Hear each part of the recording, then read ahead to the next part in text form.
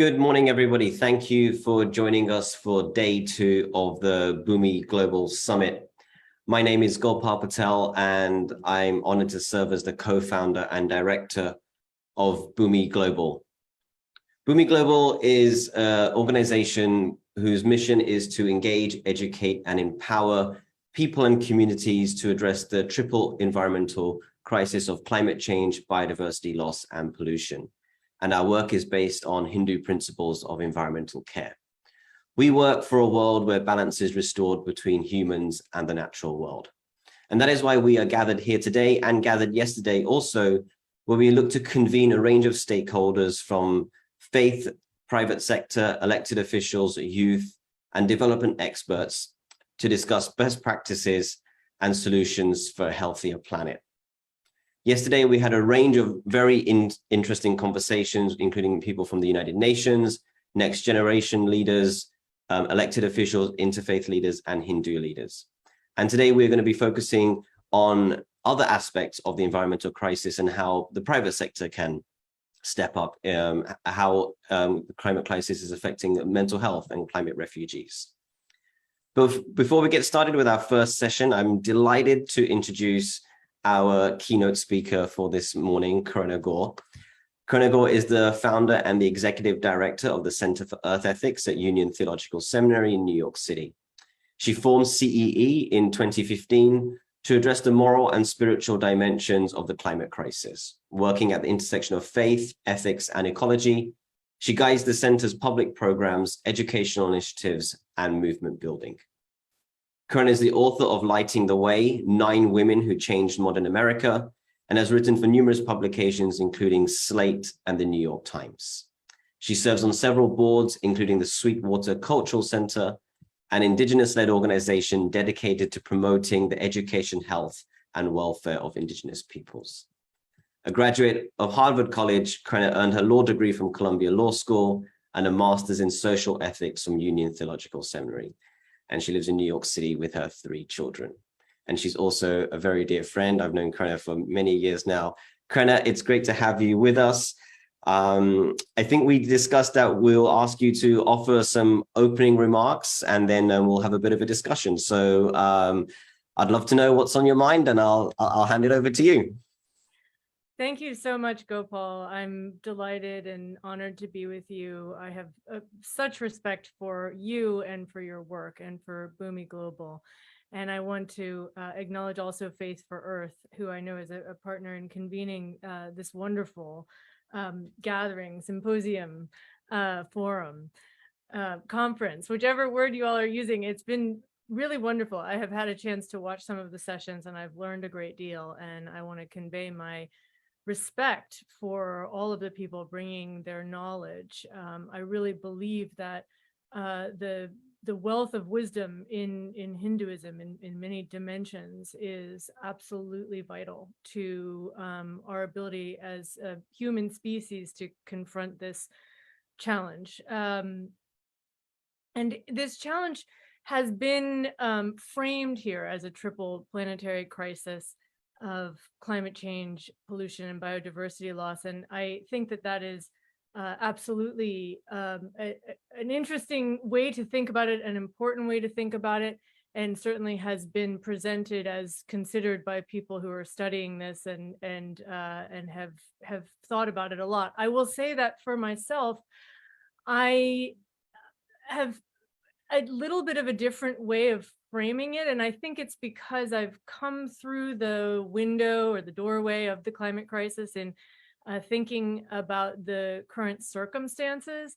And one of the things that I have noticed is that there are many people who, or entities, many forces within the contemporary discourse that seem to be more comfortable speaking at the level of effect. The impacts of climate change and the idea of adapting to climate change. And one of the things that we've done at the Center for Earth Ethics, and let me acknowledge and thank Gopal for being one of our advisors and collaborators. One of the things that we've wanted to do at the Center for Earth Ethics at Union Seminary is to really look at those root causes. And So I have come to really appreciate the description that Gus Speth of Yale, he's a longtime environmentalist and thinker and action-oriented thought leader on these issues. He talks about the two modern megatrends in our society and globally, human culture globally. And the two modern megatrends are pollution and depletion. And so if you look at the pollution, and obviously we need to talk about what causes this particular pollution. There are different forms of pollution, but fossil fuels, it's important to name them. The digging and burning of oil and coal and what's known as natural gas, and is really more properly described as methane. So pollution is one, and of course it's trapped in this thin shell of atmosphere, and that's the heat trapping gases. And then depletion is the other modern megatrend, and that is also sometimes described as land use.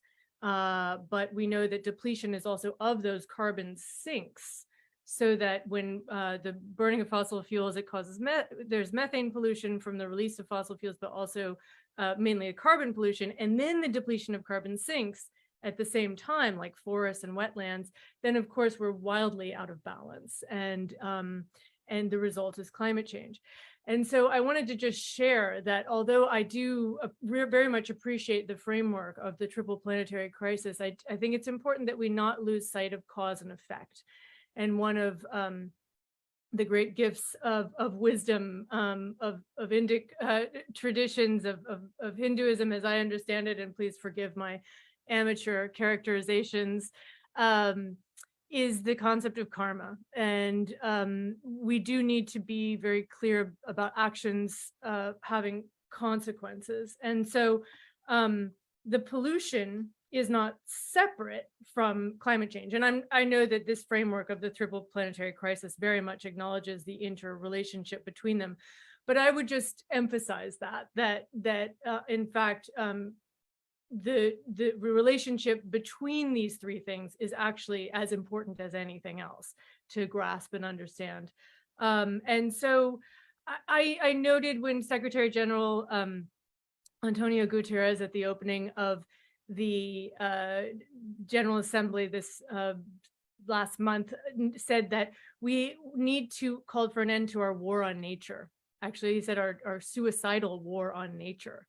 And that really struck me as a powerful way of framing it. Startling to think that we are in a situation in which the Secretary General rightly describes the condition of humanity that way.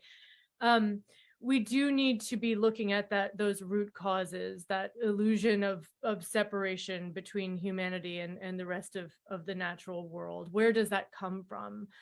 It comes from worldviews, from belief systems, and from values. And so it is very important also to think about what the implications of that are. Why can we not change our behavior? And of course, a lot of that is about justice and equity. The we there is exactly the point to interrogate that, because we know that although sometimes it is framed as nation states and how they contribute to emissions, that it's also true that within each country there's vast inequality in terms of who is contributing to those emissions, and the system, the global system, is set so that there are people who are reaping profits, even though the goods and may be manufactured in another part of the world. The consumption and the profits may be in one part of the world, whereas the manufacturing is in the other. And so we're in this time in which those people who I know are part of this conference here, who are really thinking about how we look at those root causes, are providing an absolutely vital service to share that wisdom, to draw deeply from it and share with others. I think it's important to note that although there are wonderful efforts to engage with religions, and we need to also confront that religion itself, faith itself, is often processed through the United Nations circles, and let me say how much respect I have for Iyad Abumogli and for Faith for Earth, and how grateful I am for their leadership on this. But what I'm trying to say is that there's often a lack of recognition that we have Western colonial constructs in the way that we think and talk about religion and faith. And one of the notable things that's happened recently in this world is that there was a report released by the Special Rapporteur on Freedom of Religion or Belief, and it was on indigenous traditions. And this report about how freedom of religion or belief relates to indigenous traditions talks about their traditions as a way, more properly described as a way of life. And it does strike me when I have read this report about how indigenous spirituality is defined, how it is often a nature-based way of life, that this, of course, must be this insight must be applied in thinking about other religions, notably Hinduism. And I've heard way of life used in the opening sessions of this gathering. And of course, we know that to be true. Those biocultural ties, that traditional ecological knowledge that people have gathered over the years of being within a landscape, or perhaps in a different landscape, but bringing that ancestral knowledge about the power of biocultural heritage to a new landscape is very powerful. So I don't want to go on for too long. I just want to say that I think it is relevant to remember that in 1948, the year that the Universal Declaration of Human Rights was signed, and a few years after the UN was created, that there were 2.4 billion people in the world. In 1970, it was about 3.2 billion, and now we're about 8 billion.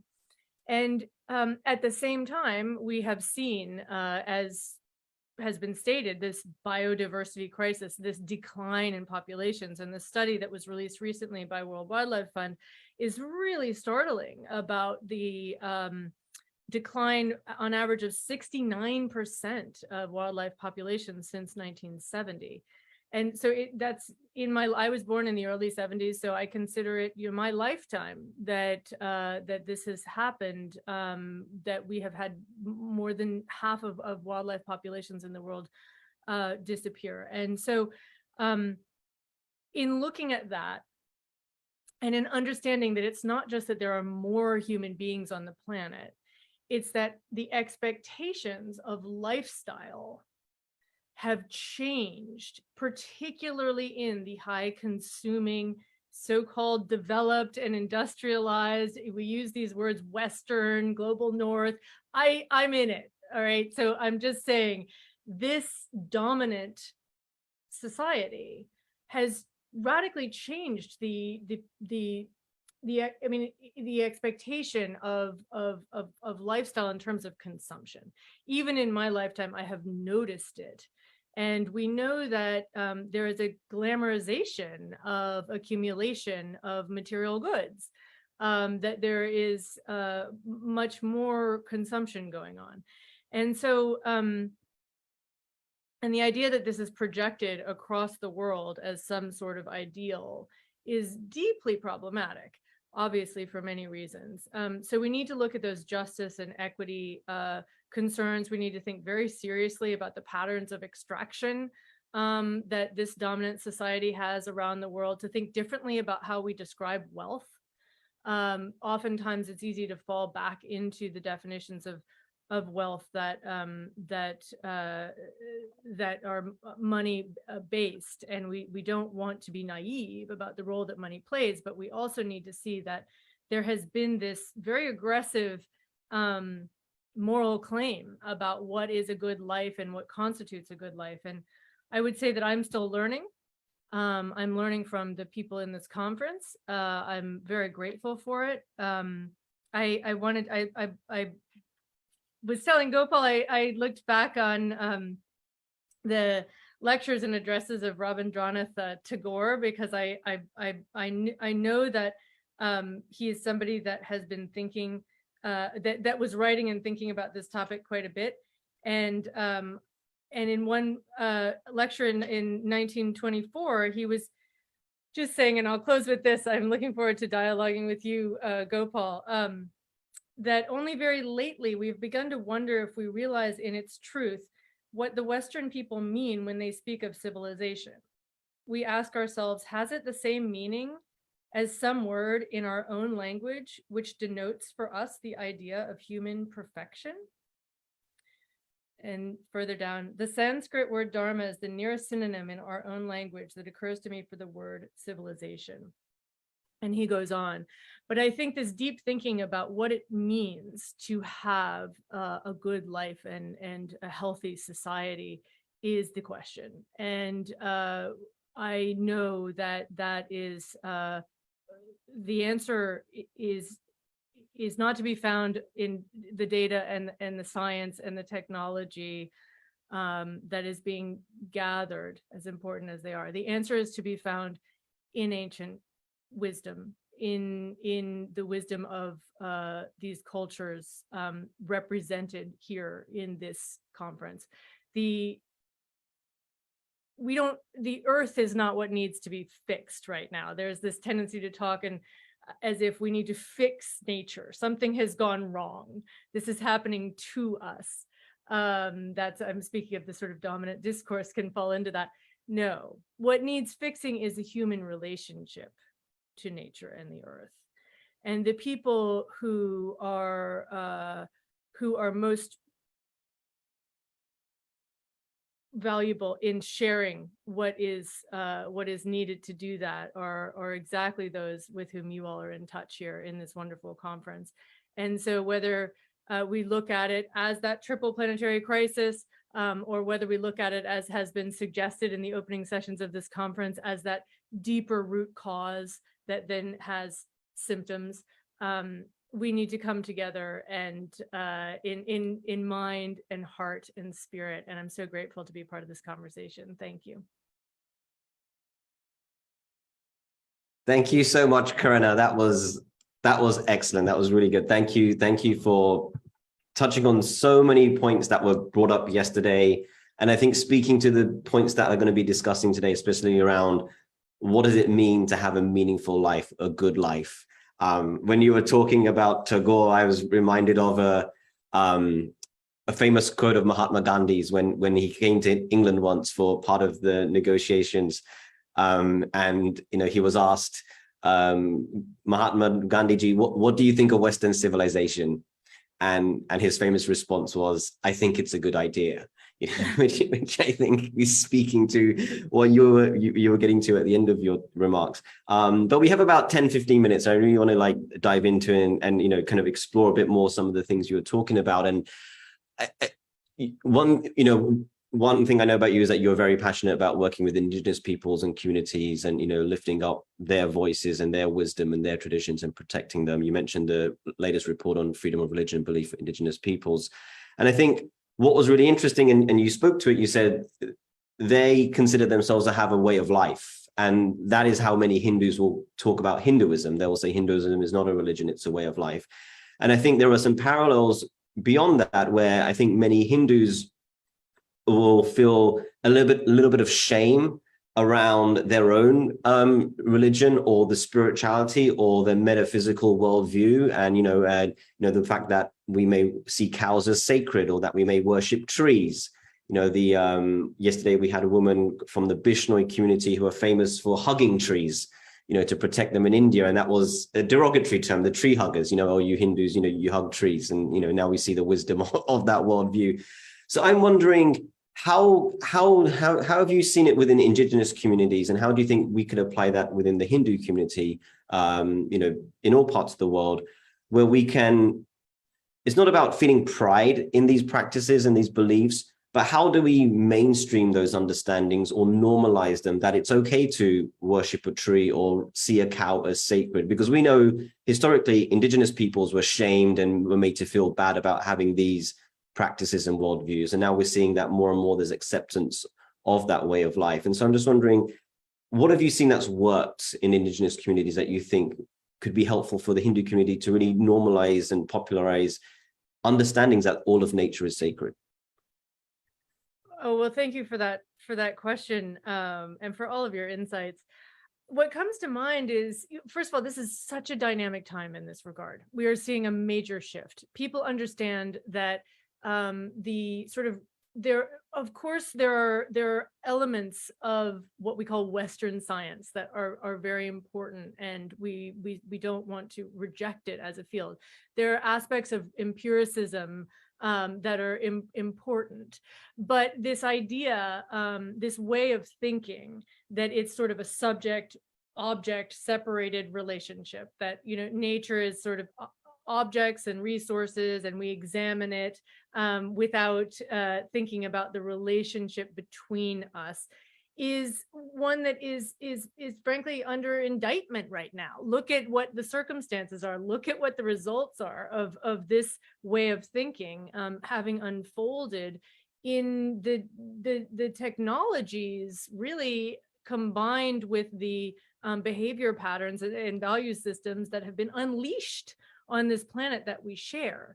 And so there is this this realization, including at the highest levels. I mean, the Biden administration actually had an executive order that traditional ecological knowledge, indigenous traditional ecological knowledge, needed to be considered on par with science, and that we needed to through the processes, including with the National Climate Assessment, it needed to be included. So that's not insignificant. I would say one of the things that comes to mind is that I was invited by my friend Lila June Johnston, who is just receiving her PhD doctorate from University of Alaska, to listen to her dissertation defense. And one of the things that she said was exactly what you mentioned. This in the beginning was actually how powerful this sense of shame or inadequacy can be from peoples and cultures that have not been in that same system of knowledge, and that breaking through that with the confidence of how deeply meaningful this knowledge is, and also how much it has been dismissed and ignored, and intentionally, because it has been about possession, it has been about power, it has been about resources and extraction on some level that we have to understand.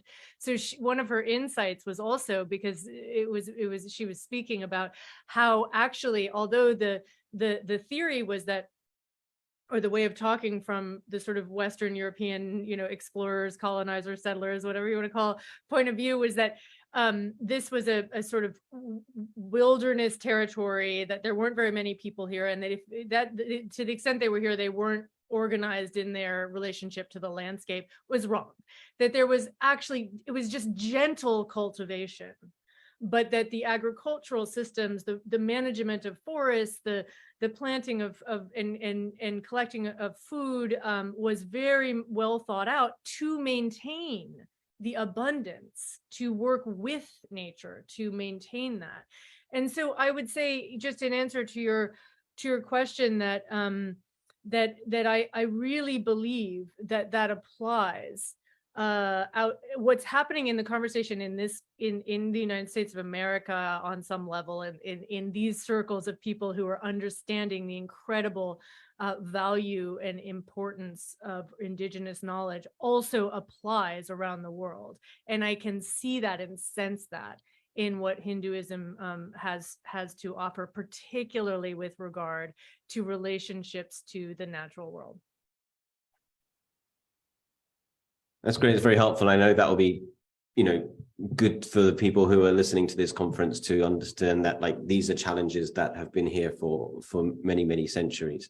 And I'm wondering, looking forward or looking ahead, shall we say, in the US context specifically, there are a range of environmental crises that we're talking about, and the US is facing certain issues around wildfires and droughts and so on like that. But to your point around equity and justice, We know that the Hindu community, at least here in the United States, is very, let's say, materially successful, wealthy, has access to power and financing that maybe other communities may not readily have access to. And so I'm wondering, when it comes to justice and equity issues here in the United States and building allyship with other communities, in addition to indigenous communities, which we've spoken about, what other communities or what other issues do you feel the Hindu community here in the United States could ally with or champion? I'm thinking specific around issues around like African American communities and racial justice issues and climate justice issues. I was wondering if you could speak to a little bit of that as well. Absolutely. I think that that certainly one of the most important insights that we've had at the Center for Earth Ethics over the past 8 or so years that we've been working is that there is a great deal of leadership from what are termed frontline communities, from those peoples who have been in the extreme of pollution. When I spoke in the beginning about those 2 modern megatrends that Gus Feth talks about, the pollution, the same pollution that causes the atmosphere to warm has this ambient local air pollution, which I know in the opening session was talked about how 9 million people are exposed or perhaps globally die. I've heard 7 to 9 die from this kind of air pollution globally annually. So this is true in the United States, where there are what they call environmental justice communities or frontline communities, where the most common indicator of the location of a toxic facility is the race of the people living nearby. So to see, and the fact that is the same thing that affects the planet affects human bodies. And if we had all along really cared for the well-being, welfare of these people who are living right next to these toxic sites, we would not be in this situation. We've imperiled the health of the whole that we all depend on because we have not seen our brothers and sisters, our relatives, however, who are in that situation. So I know that the Hindu community here in the United States has within those teachings and within those value systems that are lived by the impulse, the ethos to understand that care for those people living on the front lines is not just, it's not just more fair. It's not to sort of virtue signal about how good a person you are. It's that it's actually self-care of the planet. And those insights, it's not really an accident that people, so many, I'll just say white Westerners, these terms are always a bit harsh on my ears, but it's true, are attracted to yoga, are attracted to meditation. It's not by accident. There's an insight there about the thought shift that needs to happen, which is away from this dual way of thinking about that we have matter versus spirit and body and mind, that these are separate things, and to understand them together, people are very drawn to that. And I think what you say, bringing up the allyship and the components of equity and justice here is to realize that actually we need a lot of help here in our culture and country. Those of us who come from the lineages that have been here for a long time, don't necessarily have those same tools, and that presence that can come from people who seem to be in that, I forgive me if I'm saying it wrong, that Dharma path, is actually quite healing and grounding. And there's a real dignity to it and a real balance that I think is good medicine here for us. So, definitely support that allyship with those communities. And also just want to give gratitude from those of us who aren't from those communities, but who are looking for ways ourselves to be better allies, who can help, who are greatly helped by that example. Great, thank you so much. We are unfortunately out of time, so we're going to have to wrap it up here. But we could go on for another hour or more, Karenna, and I think we'll have to plan for a separate session where we can dive into these things in a bit more detail. But I think what you've shared is so helpful and insightful for the Hindu community in the United States or globally, because I think one fundamental question of Hinduism that every Hindu would ask themselves at some point in their life or throughout their life is, how can I be of service? What is the situation here right now? And how can I be of service to make this situation better? And I think with the world that we're facing right now and looking at the future when it comes to the environmental crisis, everyone has to be asking themselves, how can they be of service? What can they draw upon from their culture, their traditions, their spirituality to make the situation better? And I think what you're speaking to aligns exactly where I think where a lot of Hindu hearts and minds are, which is, we've been here, we can offer something. How can we offer that? How can we step up and engage and be allies and address issues of equity and justice? So thank you so much for everything you've shared. Before we close out, I'll let you finish out. Any final words or thoughts from you? Oh, thank you so much. I'm just grateful. And as I said, I have watched some of the other sessions, and I will continue to do so and learn. I want to say that the Center for Earth Ethics has partnered with Gopal, with Bhumi Global, on a really wonderful series on that my colleague Andrew Schwartz has led on consultations around spirituality, values, and culture in ecosystem restoration. And I wanted to say that there was a wonderful consultation on the River Yamuna, and Gopal moderated a great session on it. And this work is going to continue. And so I would just recommend anybody that wants to see those, they're on the Center for Earth Ethics website. And we're very much looking forward to carrying that through into the COP at Sharm el Sheikh and other places, this way of thinking about it, which is that spirituality, values, and culture are absolutely essential to how we confront this triple planetary crisis. So thank you for allowing me to share. Thank you for working with us, and many blessings to everyone here for a wonderful day. Thank you so much, Karenna. We look forward to being in touch soon. Thank you. Thanks. Bye.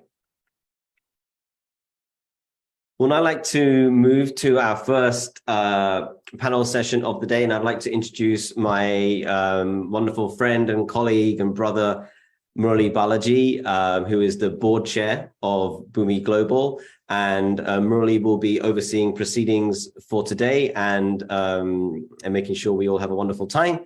So Murali, I'll hand over to you to introduce our first panel of the day. Thanks so much, Gopal. Good morning, everyone. This was a tough act to follow, but it really sets the stage for the rest of the day. Yesterday was a discussion about the ways in which faith communities can understand not just the impact of climate change, but provide resources in helping to address the triple planetary crisis. Today is focused on a expansion of the discussion towards a more solution-oriented conversation. A lot of times when we think of going green, immediately we think of the costs and, more importantly, the uphill climb when it comes to the practices that we need to implement in order to fully go green. Well, this morning's session, the first session after Karenna's wonderful keynote, is really highlighting that actually going green isn't as hard as it used to be.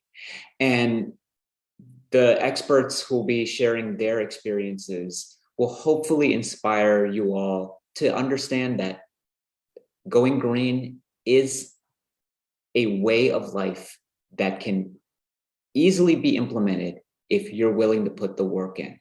And I found no better person to facilitate and guide this conversation than my dear friend Rohit Setty, who is the vice president and principal of Setty, one of the leading green design firms in the US and the world. He will expertly steer this conversation with our wonderful panelists. So I will yield the floor to my friend Rohit. Thank you, Morley. Appreciate that. And thank you, Gopal, for the invitation as well. It's a great honor to be a part of this session. And as you said, a very tough act to follow.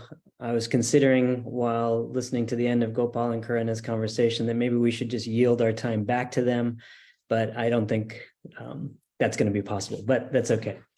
So looking very much forward to leading this conversation, and it looks like everyone is all set and ready to go. I'm here in two capacities. As Morley mentioned, I own and operate an engineering design firm. We deliver high-performing complex buildings. We've been doing this for about 30 years, and as we're part of the engineering industry, and we work on leveraging the science that's out there and to reduce energy consumption and the spiraling building costs. And we push that into the modernization of buildings and the building of new buildings as well. Secondarily, I'm also here as a new member of a foundation that's striving to extend dharmic beliefs into policy, education, business, community service, and the arts, and really leaning on our networks in the Buddhist communities, Sikh communities, Jain and Hindu communities. So that Dharma into Action Foundation is the second reason I'm here. And we've been fortunate to partner with Bhumi Global, and Morley has been a great advocate for us on all fronts. So with that said, I'm just going to set the stage for what we're going to talk about today. Talk a little bit about the purpose and then introduce the panelists. They're going to introduce themselves and we'll have a enlivening dialogue, I hope. So where we're going right now is a discussion about the built environment. And if you're not fully attuned, which most of you I'm sure are, the built environment generates nearly 50% of the annual CO2 emissions. Of those total emissions, building operations, the maintenance and the running of a building day to day, that's responsible for roughly 27% per year. And then the remainder is coming from building materials and construction, and that's typically referred to as embodied carbon, and that's responsible for the rest. So our panel, we're going to be focusing on materials, buildings, and its connection to the environment. Today, we're going to talk with you about how communities can and are even implementing right now green practices and enliven that conversation a bit more, and how we can deeply root these practices and scaffold everything towards a new infrastructure. So that's our goal. So with that, I'm going to ask the panelists to introduce themselves briefly, thinking about not only their own backgrounds, but what defines their organizations and what drove them into this space. Will, would you mind starting us off, please?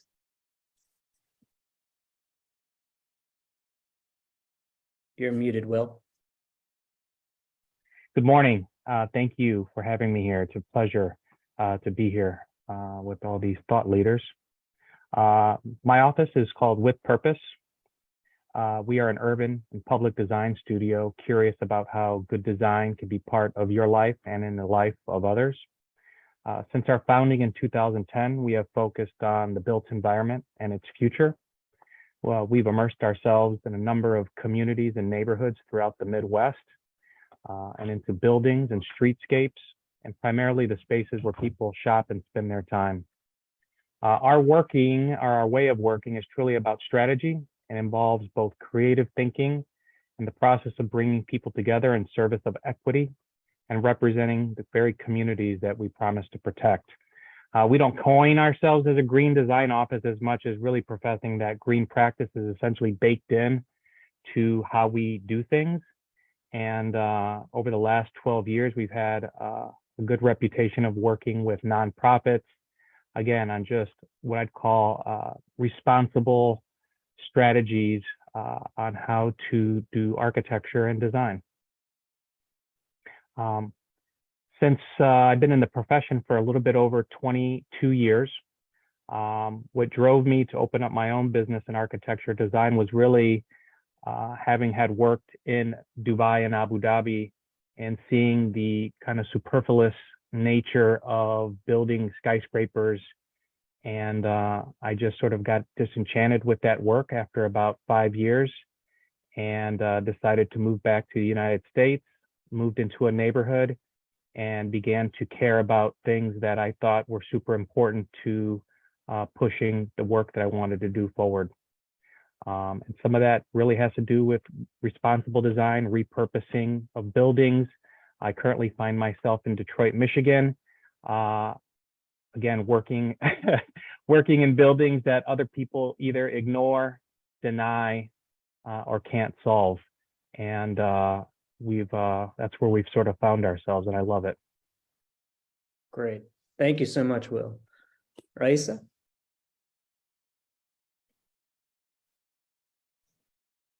Morning, everyone. Thank you for having me here. My name is Raisa Banfield. I am an architect as well. And my work is in two paths. I am from Panama, by the way. My work is in two paths. One is in the NGO fields. I am leading the foundation Panama Sostenible, Sustainable Panama. Since that place, we promote different good practices in different fields to obtain the sustainability to the country under the umbrellas of the SDGs. The other path is as a consultant in a little firm, call it SYNC, Center for the Integration of Nature and Cities, in order to promote in local governments the plans and the integrate manage of the territories, promoting citizen participation and environmental issues. I became vice mayor of the city in the past 5 years, and I was in charge of the first plan of the territory plan of development of the municipality territory.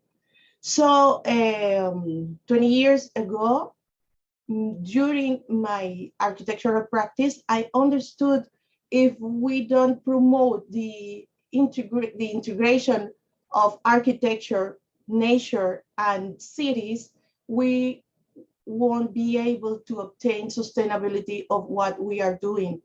The problems of the planet starts in the city, because in the cities we consume, we produce garbage, we generate CO2. So the solutions could be start even in the cities. So since different fields, public sector and even NGOs and private, I work with people trying to make this connection that we lose in some point in our human lives. So we have to back at that moment to save the planet at the end. Thank you. Thank you very much, Raisa. And Nish, I believe you are not an architect, but you go ahead. And I'm very sorry for that, for this event. Once again, my name is Nish Acharya. I'm in the Boston area, and I lead a couple of different organizations that I'll mention briefly. I run a small organization called Equal Innovation, which focuses on connecting startups and entrepreneurs, particularly those in areas like climate and sustainability and global health and education, with funders and impact investors and foundations, because historically those funders have not really looked at innovators for their solutions, and so we're trying to bridge the gap. And then I'm a senior fellow for inclusive economic recovery and growth with the Clinton Foundation, where I'm helping lead the Clinton Global Initiative's economic vertical and thinking about how to build an inclusive economy worldwide, much of which now overlaps with issues of climate and sustainability and effective energy use and all of those things. And I know one of my colleagues will be speaking later today as well at this event. The third hat I'll mention quickly is I do work with X Prize, which is a global prize challenge program. And my work with them is on education, but I want to make sure folks know that they are doing some important prize development right now around topics like biodiversity, sort of advanced energy usage, and of course, climate change technology. So I think there's a lot there that folks can consider and apply for as well. What got me into this, the statistic I often use that's important for this space is that we've set the United Nations Sustainable Development Goals to be met by 2030. Several of those are in the area of making the earth whole and better, whether that's sustainability, climate change, less food consumption, a whole bunch of them. But the reality is that we spend only about half of the money that we need to spend in order to achieve those goals as a planet. So we need about $2.5 trillion more per year if we're going to maintain the status quo and achieve the sustainable development goals. So the chances are that we don't find that from government agencies and philanthropists. That's a lot of money. We're in tight economic times. We just had a pandemic. And so innovation is really an important part of the process forward, because innovation does two things. One, it either creates better solutions. So, cement that's less water intensive is a better solution for building bridges than what we do currently. Or, and this is very important, it reduces the cost significantly for an intervention or program. And that's the only way we can scale worldwide. And so as we think about these issues, innovation is just really important for both of those reasons. And that's why I spend most of my waking hours thinking about it.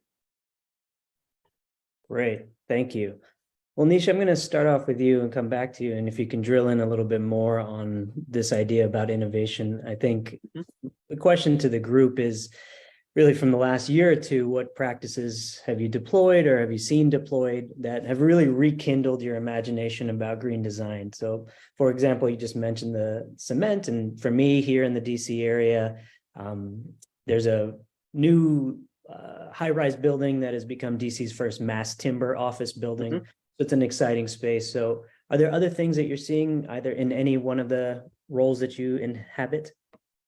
Yeah, so I think, very specifically, one example is around the sort of living buildings. And so I've been very connected to the Condata building at Georgia Tech's campus, where, it's net positive now and deploys a bunch of different, tools to be net positive. And some of those are very well known, from rooftop gardens to solar to less water, composting. But when you put it all together, it's exciting because I think it's very doable. This is not cutting edge MIT technology that's going to take 10 years to commercialize. This is mostly how do you bring stuff together that we can do now. And so I think that's rekindled a lot of interest for me to say, hey, there's actually tools out there now, in addition to the amazing innovation going on around carbon capture or sort of other sort of low cost solar design for the developing world. So there's a lot of innovation and a lot of deployment of existing sources that's rekindled some interest. The other thing we've seen a lot of focus around in terms of buildings and facilities and materials is just sort of this global discussion, right? So I mentioned the infrastructure bill and the mandate it has that materials and processes are climate resilient, right? So that's a major shift from the US government, $1 trillion that's available related to that. Similarly, every company seems to have made a net zero commitment. The COP26 meeting, every government made it. And I spent time earlier this year talking to the Malaysian government, which was saying, hey, we've made this commitment and we're not quite sure how to proceed. And some of that will be policy issues, smart cities, stuff like that. But a lot of it is also searching for models that work elsewhere, innovations, companies that can provide solutions, all that sort of thing, behavior change, social entrepreneurs working on behavior change. And so I think, not only has it been rekindling in terms of realizing there's a lot going on, but just this realization that everybody's made commitments that they are going to do their best to meet. And if we can't provide them with the tools to meet those commitments, the chances of them achieving them are lower and lower. Great, thank you. And super exciting to hear about the net positive building at Georgia Tech. And over the summer, I had the good fortune of visiting a bunch of universities up around New England, and so many of them are pushing the envelope on geothermal right now, which is pretty exciting. Will, are you seeing similar things in the Detroit space or other spaces, things that have rekindled your imagination about green design recently? Not at the level of cross-laminate timber, although I find a lot of those topics super interesting. And if I am in a room and given the opportunity to push innovative principles or innovative ways of working, I'm going to do that. The things that I'm involved in are a little bit more modest. And so when I deal with clients and buildings that are in a traumatic situation, it's not that it's low-hanging fruit, but there are a little bit easier ways to be innovative, I guess, is what I'm going to say. Ways that I do that is, for example, we will be a consultant in a development, in a housing development. And so we may push our developer to go after tax credits and use those dollars for solar and be responsible in that way. We may push them to look at bioretention and creative ways to handle water in and around the building that maybe they weren't considering. We also may, like in a situation in Wilmington, Delaware, we were working with a public library, and we had an option to select like 200 pieces of furniture. You know, where does that furniture come from? Where does the furniture come from? How far is it getting shipped? Is it, you know, if we pick red chairs, those can't be recycled material, but if we pick black chairs, those are, you know, a recycled material that comes from plastic from the ocean. And so I do my best to sort of offer to my clients, you know, here's sustainable options. And while red might be the sexier option in terms of what, you know, on what design might offer, I often say, why don't we just go with these black chairs? You're going to see less scuff marks. We're going to get a sustainable recycled material, and it may come closer. Instead of ordering them from Italy, there's this product here in Canada. And so we, you know, try to take all these things into consideration. The idea of maybe ordering chairs that are not chromed. So, you know, you might get a client that says, I really want these fancy chromed legged chairs. And, you know, when you're working for a school or a library system and there's 1,000 chairs, the process of chroming is a highly toxic process. And so, again, we try to tell our clients, hey, you know, maybe we move away from this and instead we choose this bamboo product, or try to go to a product that is, again, a little bit more responsible. Carpet is another thing. You know, we try to push our clients towards the type of materials that when they're at their life cycle, that a place like Shaw Carpet will, they'll pick up the carpet, right? Or when we take it out, they'll take it, they'll recycle it, and they'll turn it back into a plastic product, which will go back again into making more carpet. You know, so these are the types of things that we try to offer in terms of innovative strategies. Those are fantastic. And I just learned a bunch there. So thank you so much. And it seems like well, I have two follow-up questions. One is, what's the deal with red chairs? Is it the dye? Yeah, so it's hard to dye recycled plastic. So once, you know, when you get recycled plastics, they're coming in greens and whites and various colors. And so the only option in a plastic, recycled plastic, is black. And otherwise you're having to make new, you know, oil-based plastics to get reds and greens. And so I usually pick my, you know, I try to guide my clients, you know, we can get a fancy table that's of some color, but maybe our chairs could be black and be recycled. And so a lot of them say, yeah, you know what, we don't want to clean scuff marks off the chairs of where kids are putting their feet, so we'll go with the recycled option.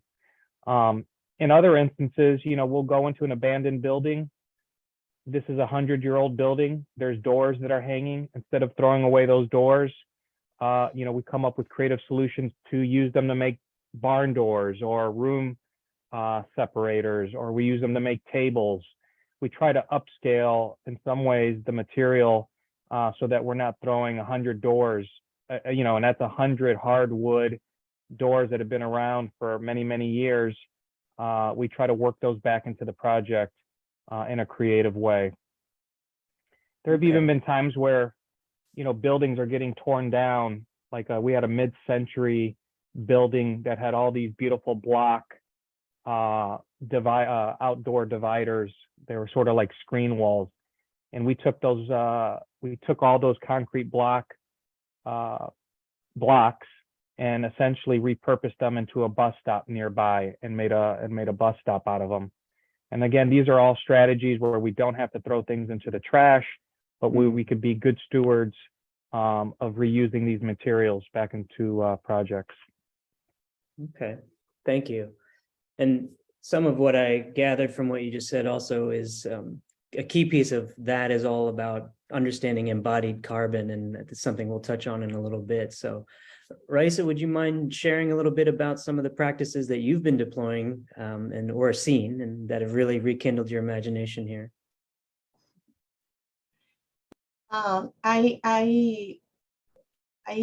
can appreciate how value is the work that Nish and Will make, because it's like a small thing making different the architecture and making bigger if it's a model.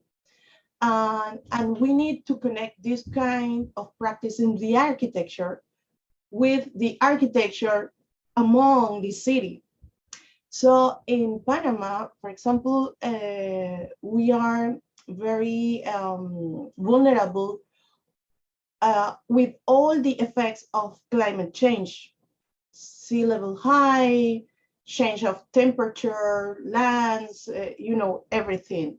So we are a country at the sea level with 500 rivers crossing Caribbean with the Pacific through the land. So our city was made giving the back all this reality about water. So we are, since the public space we worked before and now in this other field, promoting construction with nature, making space for water, making space for nature, because for many years we understood that development was replaced the nature for buildings. So we create so many problems because our land is, even with all the infrastructure we can have, is not good enough for all the water that we can cap with the rainforest making more water, even in the middle of the climate change crisis. So we are creating a movement or architects trying to change this bad practice to connect our environment, because we are in the middle of the rainforest connecting two oceans. So the city is in the middle of the rainforest, or the rainforest is in the middle of the city. We don't understand very well, but we are very connected. So we depend one of the other. So our architecture must be changed, because this relationship was broken in the past century. If you can see a postcard of Panama, you can see the Pacific Bayshore and the skyscraper, and the people has the idea that's Panama. It's a small part with problems, because this capacity of shares of the land impossible to adopt of this new architecture. But we have also a lot of land occupied by small housing, occupying all the territory, and this unbalance create more problems and even inequality in the use of the land. So we are trying to create more governance, cities participation, and architecture involved in this way to change the make cities for the future. Could you say a little bit more about making space for water? That was one of the things that I gathered from what you said there. So in a tactical way, what does that mean? Is in too many cities, we are trying to promote this building with nature. For example, in Panama, used to be, the city was very densified in the old part of the city, the central part. And the rest of the city was forests and green space and rivers. But in the way the city was growing up, occupying this space for water, we start to get floods. And even if we have infrastructure and more floods, and because wetlands became landfills with total footprint occupied. So we made a study of one of the most important rivers in the city, Juan Diaz River, and the area was the worst in the for floods and the effects to the communities. We, with the support of people from Holland and the IDB, we made a lot of studies to understand how we can create space, nature space, recovering the forest of the river, and even creating artificial lakes to create a space for water, because we create the natural space, we impermeabilize during the time. So we need to convert this kind of pressure we make to the nature to give back space for water. And we obtained in the 2019 a grant for the country to create this kind of intervention on the river, creating public spaces around the river. But this public spaces during the rain period of time could be plenty of water in order to avoid this water in the communities, in the urban areas.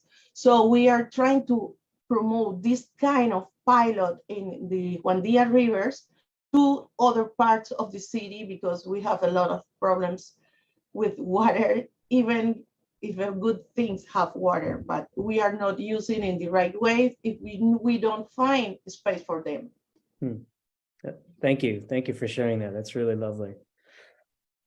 Thank you. So the genre of our questions that we wanted to talk about, what are you seeing? What are you all learning? What's working? And then ultimately how others can help. So I want to step into what are some of the ways and to what extent do we have momentum towards a decarbonized built environment?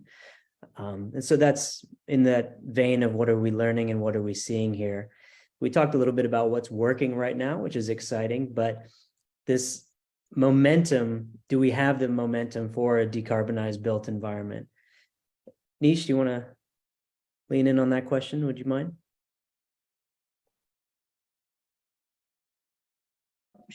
Sorry, lost my mute button for a second there. Sure. So I think, what we're seeing in our outreach to groups around the world, whether it's entrepreneurs or other organizations, is people are, as people look at these issues, they hone in on the specifics of what they are good at or what they're focused on. So climate change is like this big massive thing. Maybe some presidents can sit in a room and talk about it, but ultimately it's probably thousands of little things that have to be changed in order to make an impact on all sorts of things. And so I think it's that million little things that need to be done, and I think people are focusing on where they can make an impact. And so Will was talking a little bit about that with schools, Raisa with water. I think we're seeing a lot of that.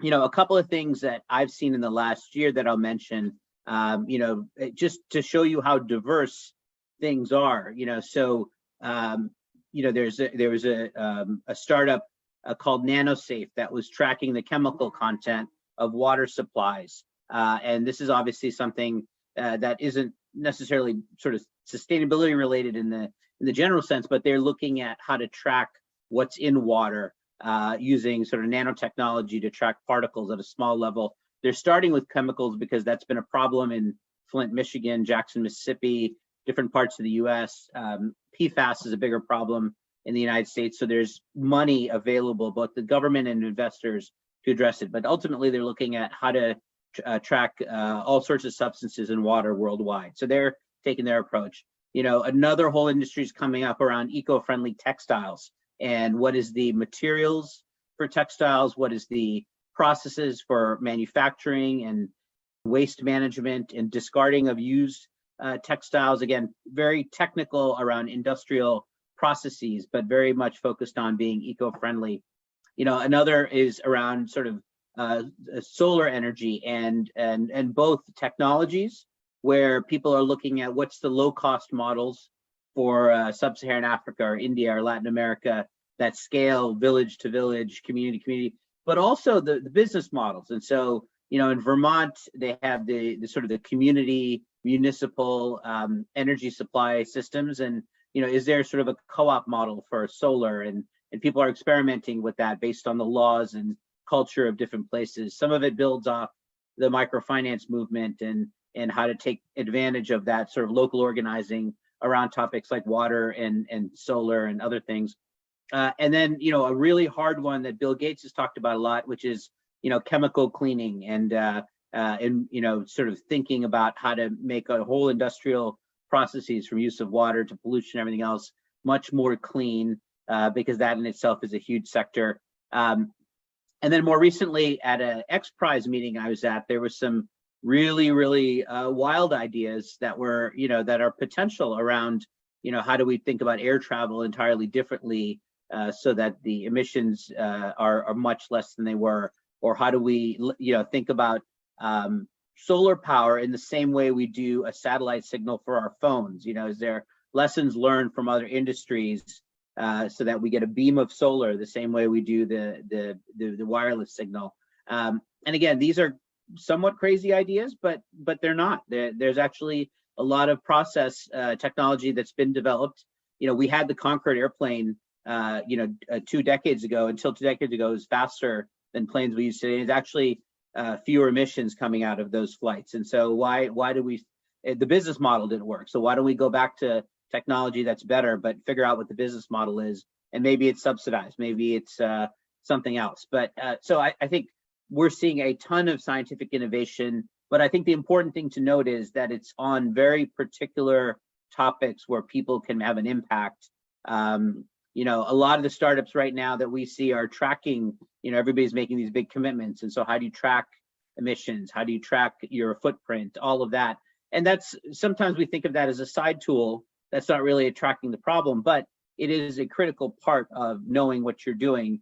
And so I think letting that 1,000 flowers bloom and letting more and more people address different parts of the value chain, the supply chain, the economics of it is going to be really important. But there's just a ton of innovation and a ton of people experimenting, and that's a really, really good thing, I think. Ish, you touched on something at the end there about carbon accounting, essentially. So are you seeing growth in that space, useful tools that any small business or big business could be leveraging at this point? Yeah, so you know, I think a lot of the startups I've seen are too early stage to necessarily mention, but you know, Climate KIC is a group in Europe.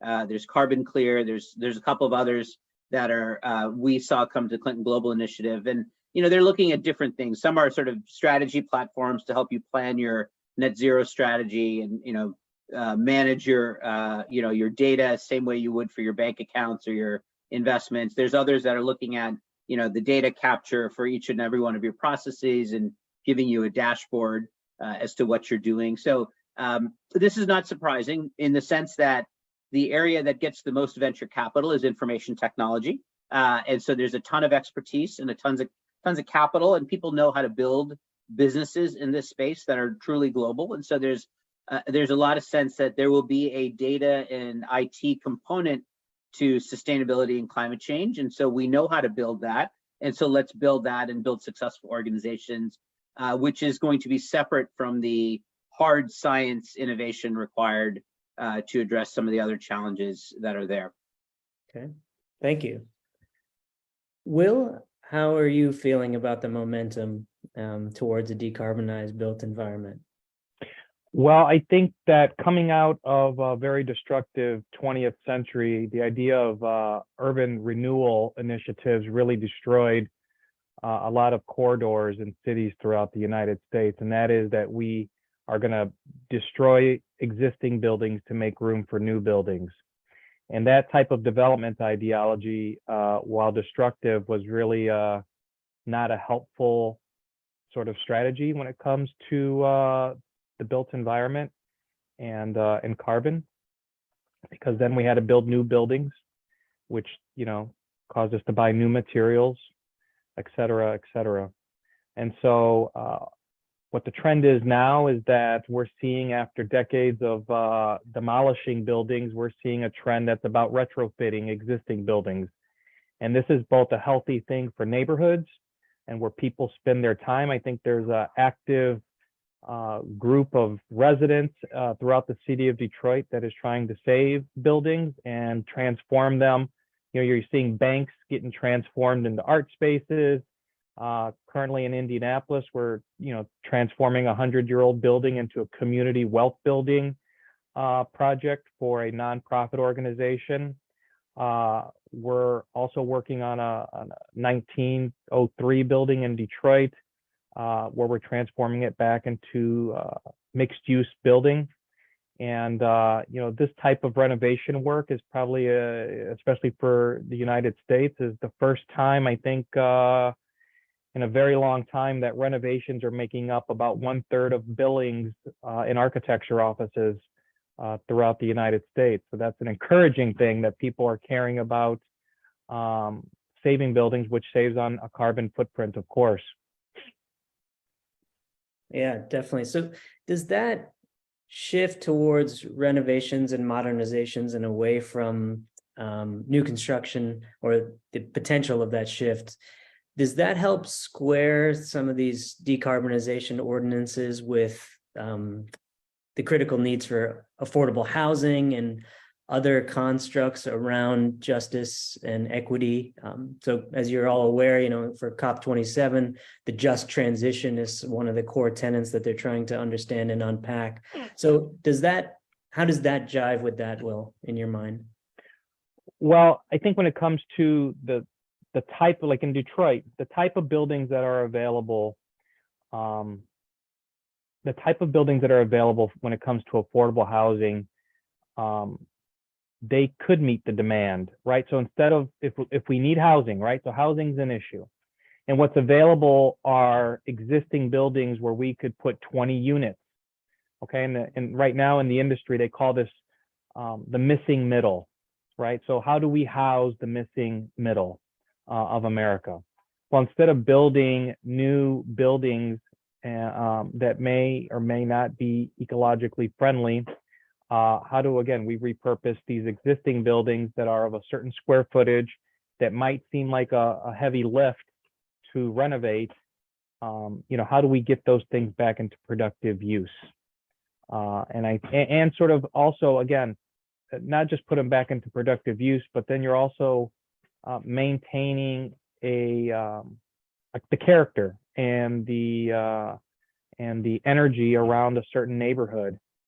A building that might hold a corner and be of importance in that way, both from a heritage or a cultural sort of perspective. So, you know, I think we can look at the carbon problem in terms of one that's about environment, but I think it's also about culture, it's about heritage, it's about how that building, what it means, its purpose in a neighborhood.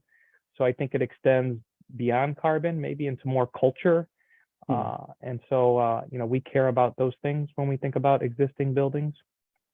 And are you doing this, or are you surrounded by other peers that are doing this without Detroit having issued any decarbonization ordinances like they've done in LA and Boston? So like in this, where we're doing our building right now on the north end, across the street is a garden, and not just a garden. I'm talking 10 blocks of gardens and hoop houses and orchards. So, where we're seeing that buildings, the city is sort of saying, hey, we have a land bank and we're going to sell you land, but the land needs to get put into productive use.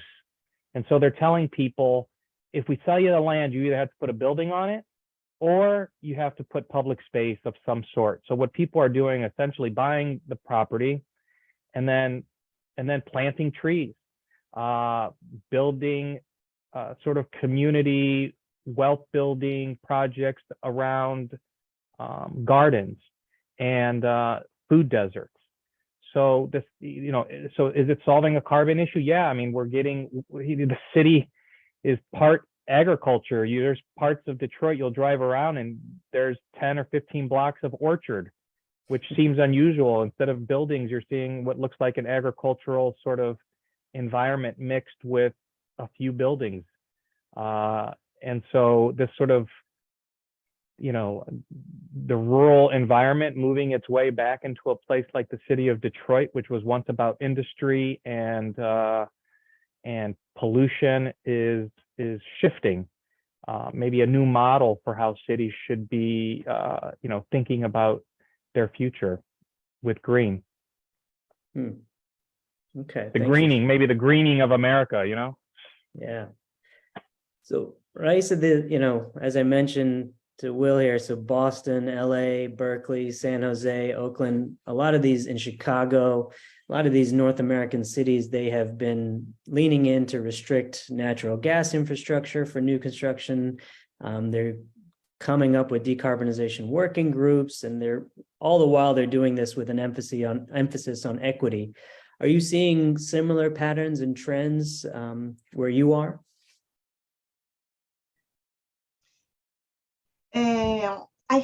Sadly, I have to say no. Maybe because after the enlargement of the Panama Canal, the opportunities to build everywhere anyway, because, in the meanwhile, the market in US and Europe was going down. In Panama, all this investment coming here to create new city in a fast way. So in one field, we were talking about climate change and conservation of the nature, but in the other way, like a bipolar people, we were making buildings and urbanization in the fast way, creating a lot of problems. So in this moment, maybe more than after COVID pandemic, we start to come down.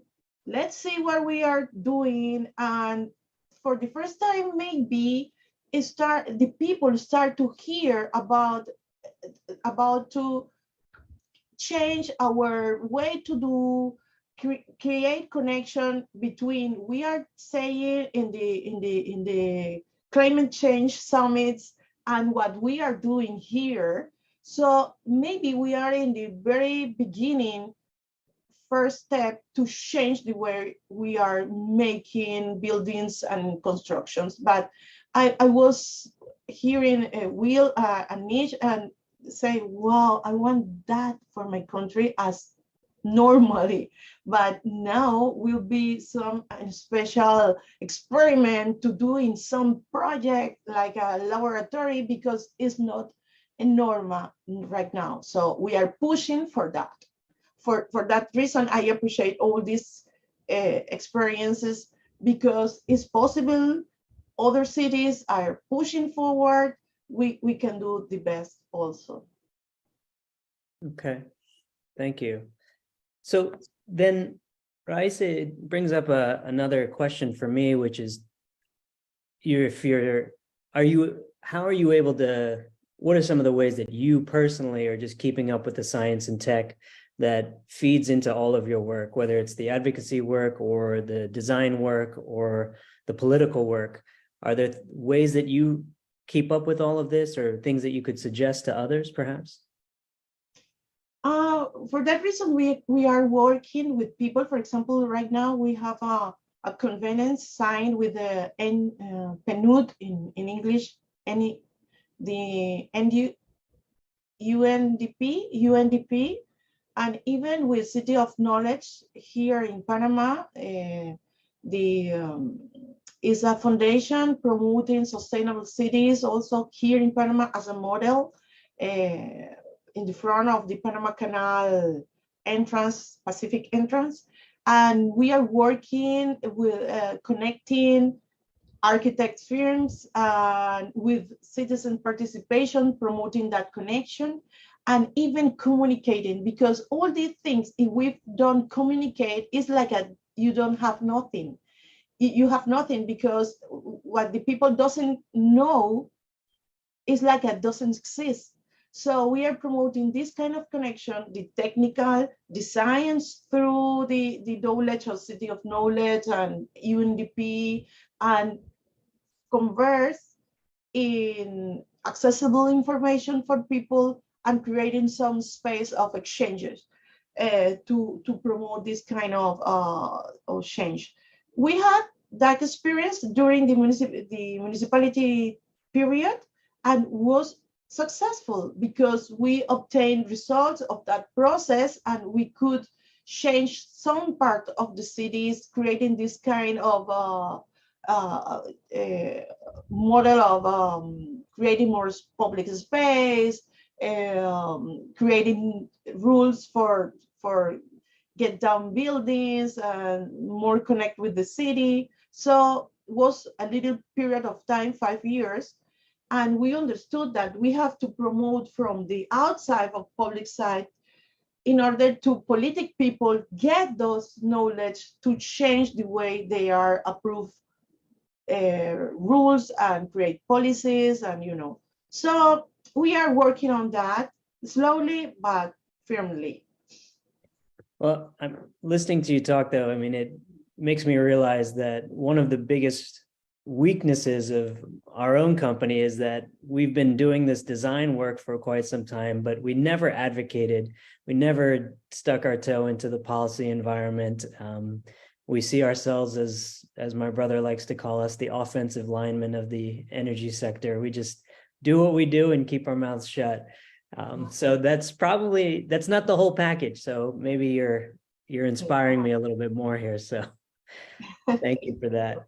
But Nish, do you have suggestions on, and maybe you're seeing it as well, because you're a bridge between startups and partners, but how can others here in the audience keep up with the science and tech that feeds your own work? Well, I think Raisa makes an important point I want to build upon, which is, or a request. We can't just have this stuff going on in Silicon Valley or, Bangalore or Singapore or just a few places. Like, this has to be everywhere, because if there's a large company in Panama that needs a technology, that improves their supply chain, or, has some solutions for them to meet their goals, they can't fly to Silicon Valley to find that. These need to be local. There needs to be companies like yours, Rohit, that are everywhere, that can advise them. And so what this goes hand in hand, again, Detroit is a perfect example. The University of Michigan is the largest research university in America. Michigan State is one of the largest. And yet, because Detroit doesn't have as strong an entrepreneurship ecosystem as other places, they don't get that benefit of incoming, even though they have incredible talent and research going on right there. And so that's why it's so important that we build this capacity, because those local solutions have to be local. They have to stay local. And that's for two reasons. One is economic. So there's job creation. So, again, with the Michigan example, if all the startups spun out of University of Michigan stayed there versus moving to California, it would be a very different, opportunity. And so that's important. But also, obviously, the environmental effects of that you have local suppliers, local solutions, local partners that you can think about this over the long term. And so I think it's so important that, this all gets localized, not just from a sort of fancy startup, innovation perspective, but just small businesses that are all doing this everywhere and can be partners. So I think that's one of the things to think about. And I go back to that living building concept from Georgia Tech. So there is some technology, but these solutions that Will talked about with the gardens, using solar, composting in the building, design so that to limiting the need for air conditioning and that sort of stuff. all these tools are there. They're off the shelf at this point. So, it's more around the strategy that organizations develop to say, what can we do on this front? And I think people are getting there, but there needs to be more of a boost, particularly in the developing world. Well, you mentioned this localization of effort, which I love. I think that makes a lot of sense. And so I'm interested to hear from each of you as we wrap up here. A lot of our audience is probably comprised of advocates, academics, thinkers, and maybe just concerned citizens. And as we know, one of the ways to help is to push local officials. Push may not be the right verb here, but advocate with them on ways to adopt some of these different regulations or different tactics to decarbonize. Are there strategies and thoughts that you would offer for these folks? Is there methods and tactics that we could be all leveraging as concerned citizens? And I think back to 100 years ago, and one of the analogs that my brother and I always talk about is there was no sprinkler code 100 years ago. Buildings did not have sprinklers until there was fire after fire after fire, and then it became part of the ordinances. And so obviously we don't want to have that scenario, but we're already living that scenario in some ways. So we have to bring some of this out and up for people that are able to bridge this practice into policy and enforce it. So are there suggestions and theories that you have? And any one of you, feel free to start. I think that is a good example because we are in a climate change environment. So the people has to know or must know where they are living, what is the risk management zone. For example, when I was in Amsterdam, I remember sometime I was in a building, and in the building was a letrero, okay, a cartel, saying in the building saying you are 7 meters under the sea level. I was thinking about that, but the rules said that you have to know where you are because you are to go up when something happens. So we are to make this as normal. Where do you live? Where is your security zone?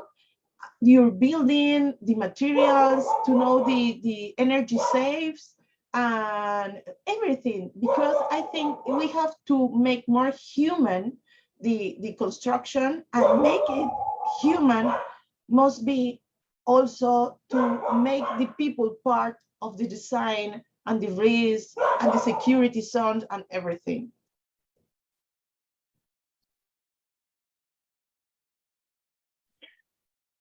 Thanks, Raisa, for that. I think that maybe I'm guilty, or maybe I'm just not that interested in convincing politicians to do the right thing. I maybe also feel that at their level, governments should be responsible with putting, stewards and thinkers in front of these individuals to educate them.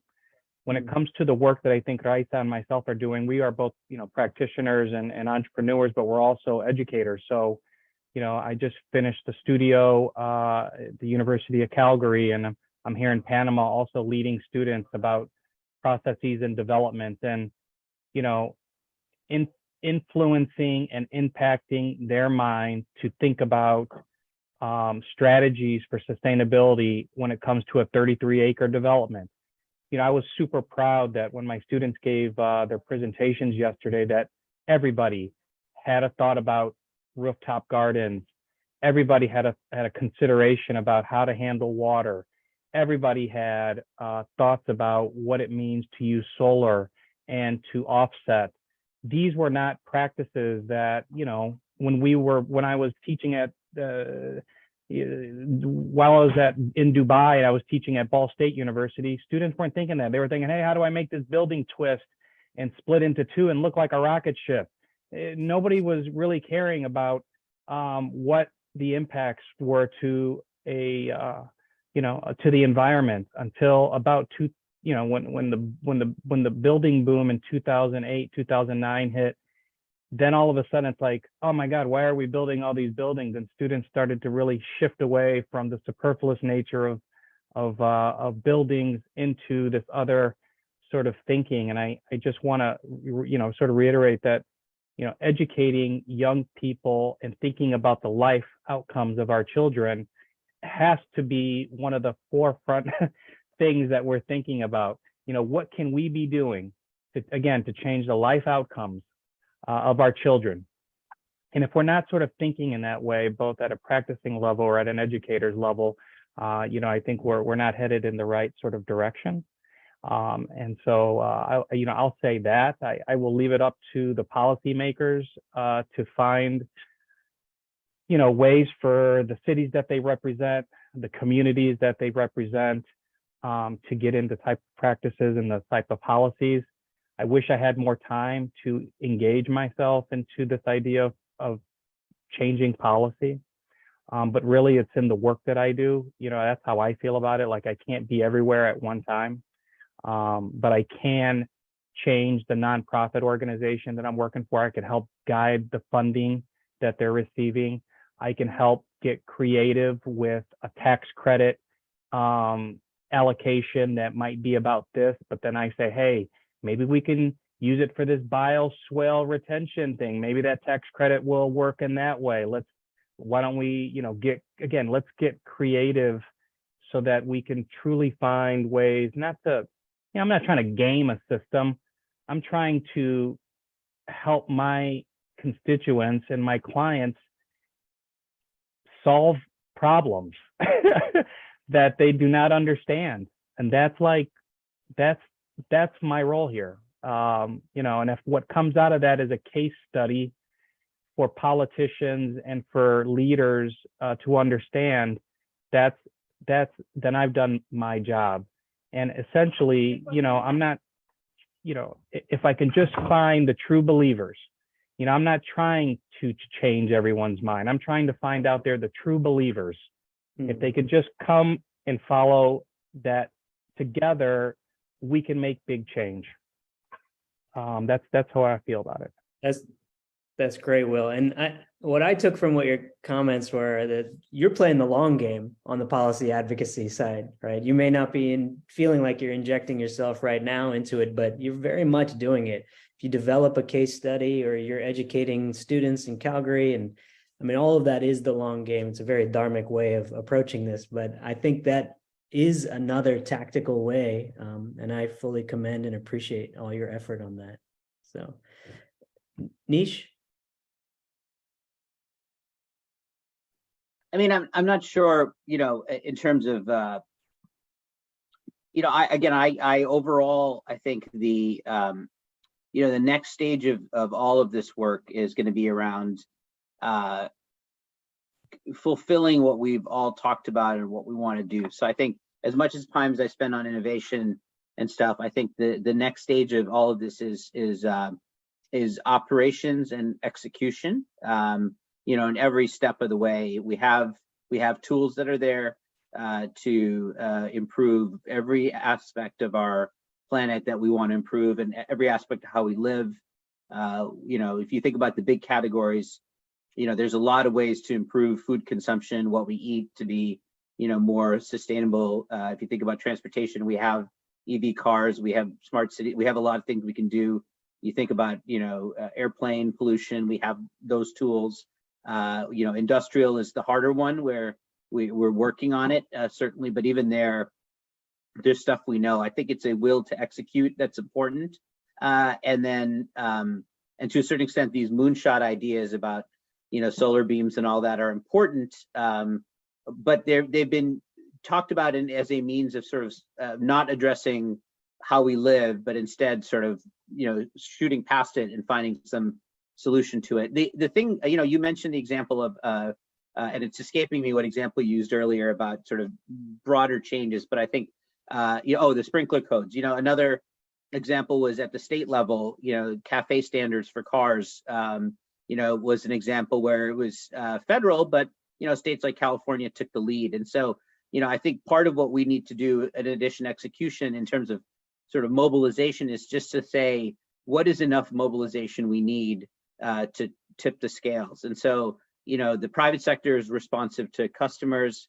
If California and New York do things in the United States, we know the private sector says, all right, now it's worth our while to change, even if Texas and Florida don't agree. And so I think, that's the type of thing where we can say, how much mobilization do we need, of like-minded individuals to make it inevitable that something will move forward? And is there other strategies rather than trying to convince the remaining 30% that this is important? We just move forward with the coalition of people who are interested in this sort of thing, and then execute what we have. So I think it's a hard question as to what do we do next, and what do we do to move the needle.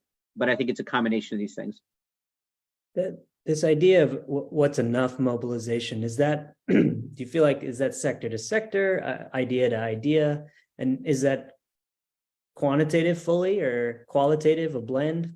I'm just trying to understand that idea a bit more. It's a good question. Like industrial processes is possibly, no offense to you, Rohit, but it's a fairly boring topic for the population at large, right? Even though it's extraordinarily relevant for the conversations we're having. So I don't think that's ever going to be a big topic, on the national stage. Whereas, switching to plant-based foods for your diet or composting more, these are things that are consumer oriented, that are sort of national conversations, switching to EV cars, that sort of things I think will happen at the national level. But I think given the politics state to state, given the cost that industry will incur for switching to more sustainable processes, those are things where it might be more effective to be, off the sort of global stage and really negotiating through and thinking through how to make these things happen separately. So I think it really is depending on the topic and where it stands in the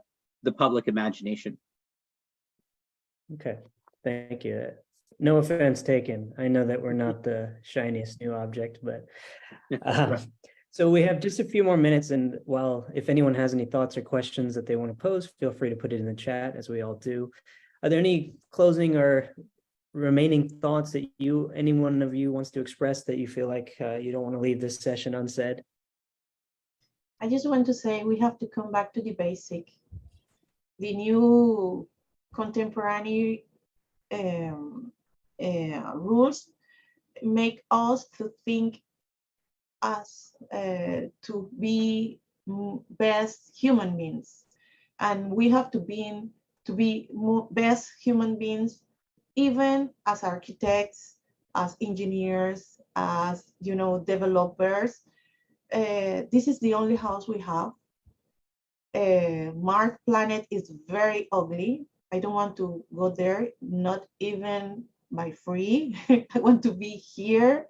And we have a lot of responsibilities here in the cities, but we have to involve people. We architects we don't know everything, because we are the best prepared to think the cities or to design. Yes, we have preparation, but the people also know a lot. The vulnerable people in the coastline, we have to rethink in what we are doing there, not just coast buildings to be in the beach. We have to think with the people what we are doing in the vulnerable sites. So be best human beings doing cities. Thank you, Raisa. Nish? So I think one of the reasons I've been involved with Bhumi Global is also, I think there's ultimately, a lot of these things come down to people's faiths and their community, and what the hive that they're a part of, is doing. And so I think that's why efforts like this are so important, and we see that across issues. Where you stand on, everything. Some of it is gut feel. What does your faith tell you? What does your community tell you? What's the proper way to act? And I think we make decisions based on some of that. And so I think, as a plug for Bhumi Global and hundreds of organizations like it, I think, what do people look to for What do people look to for their decision making, and who do they trust for their decision making? And are those organizations, how do we work with those organizations? So with Bhumi Global, one of the big things I've been talking to Murli about and to Gopal about is, as a Hindu, what is it in scripture that pushes us to be environmentally, holistic in our thinking? And how do we share that with people? Because that's more than innovation, more than policy. If everybody decides that being, living sustainably is core to who they are, then this all becomes a lot easier. And so I think that's really where I leave this, is all of this is important, but ultimately the decision makers have to feel like they need to do this. That's great, Nish. Thank you so much for sharing that. Will? I'm going to get just down to the basics, following on what Raisa had to say, which is, renew, reduce, and recycle. And if you could just accept those things as a way of practicing. Again, we don't have any slogan. You're not going to go to our website and see a green stamp or a recycled, coin. It's just about what is the right thing to do in this moment for this client, for this community right now in this space. What can we do for this person that's going to, again, change the life outcome for their building, for their kids, for our kids, for their community? What can we do? And, if at the small end, it's these little acts. If everybody just did these little things together, we can move a mountain. And I think that for me moving forward, it's like I always go back to those three things. What can we do? Renew, reduce, recycle. And that's been a tagline for many, many years. And it's almost become a way that I, understand my own life and the way that I practice my life, whether it's in the way that I eat and the way that I do things. What can I do to be a better steward, both in my practice, for my students, and for my own children? My daughter, I love her to, she talks about pollution and recycling all the time. She says, Daddy, somebody threw that piece of trash over there away. And, she takes it upon herself to go grab that and to throw it away. And it's like, just reinforcing that as a parent that's solving a problem right then and there. My parents did not push that type of initiative on me. Not during the 80s, it would have been about leaving that piece of trash there. And I think you guys remember those old commercials with the, native with the tear coming down their eye. And, and it's like, it just was not a push. And so, yeah, I'm going to leave it with those three words: renew, reduce, recycle, and make it part of who you are.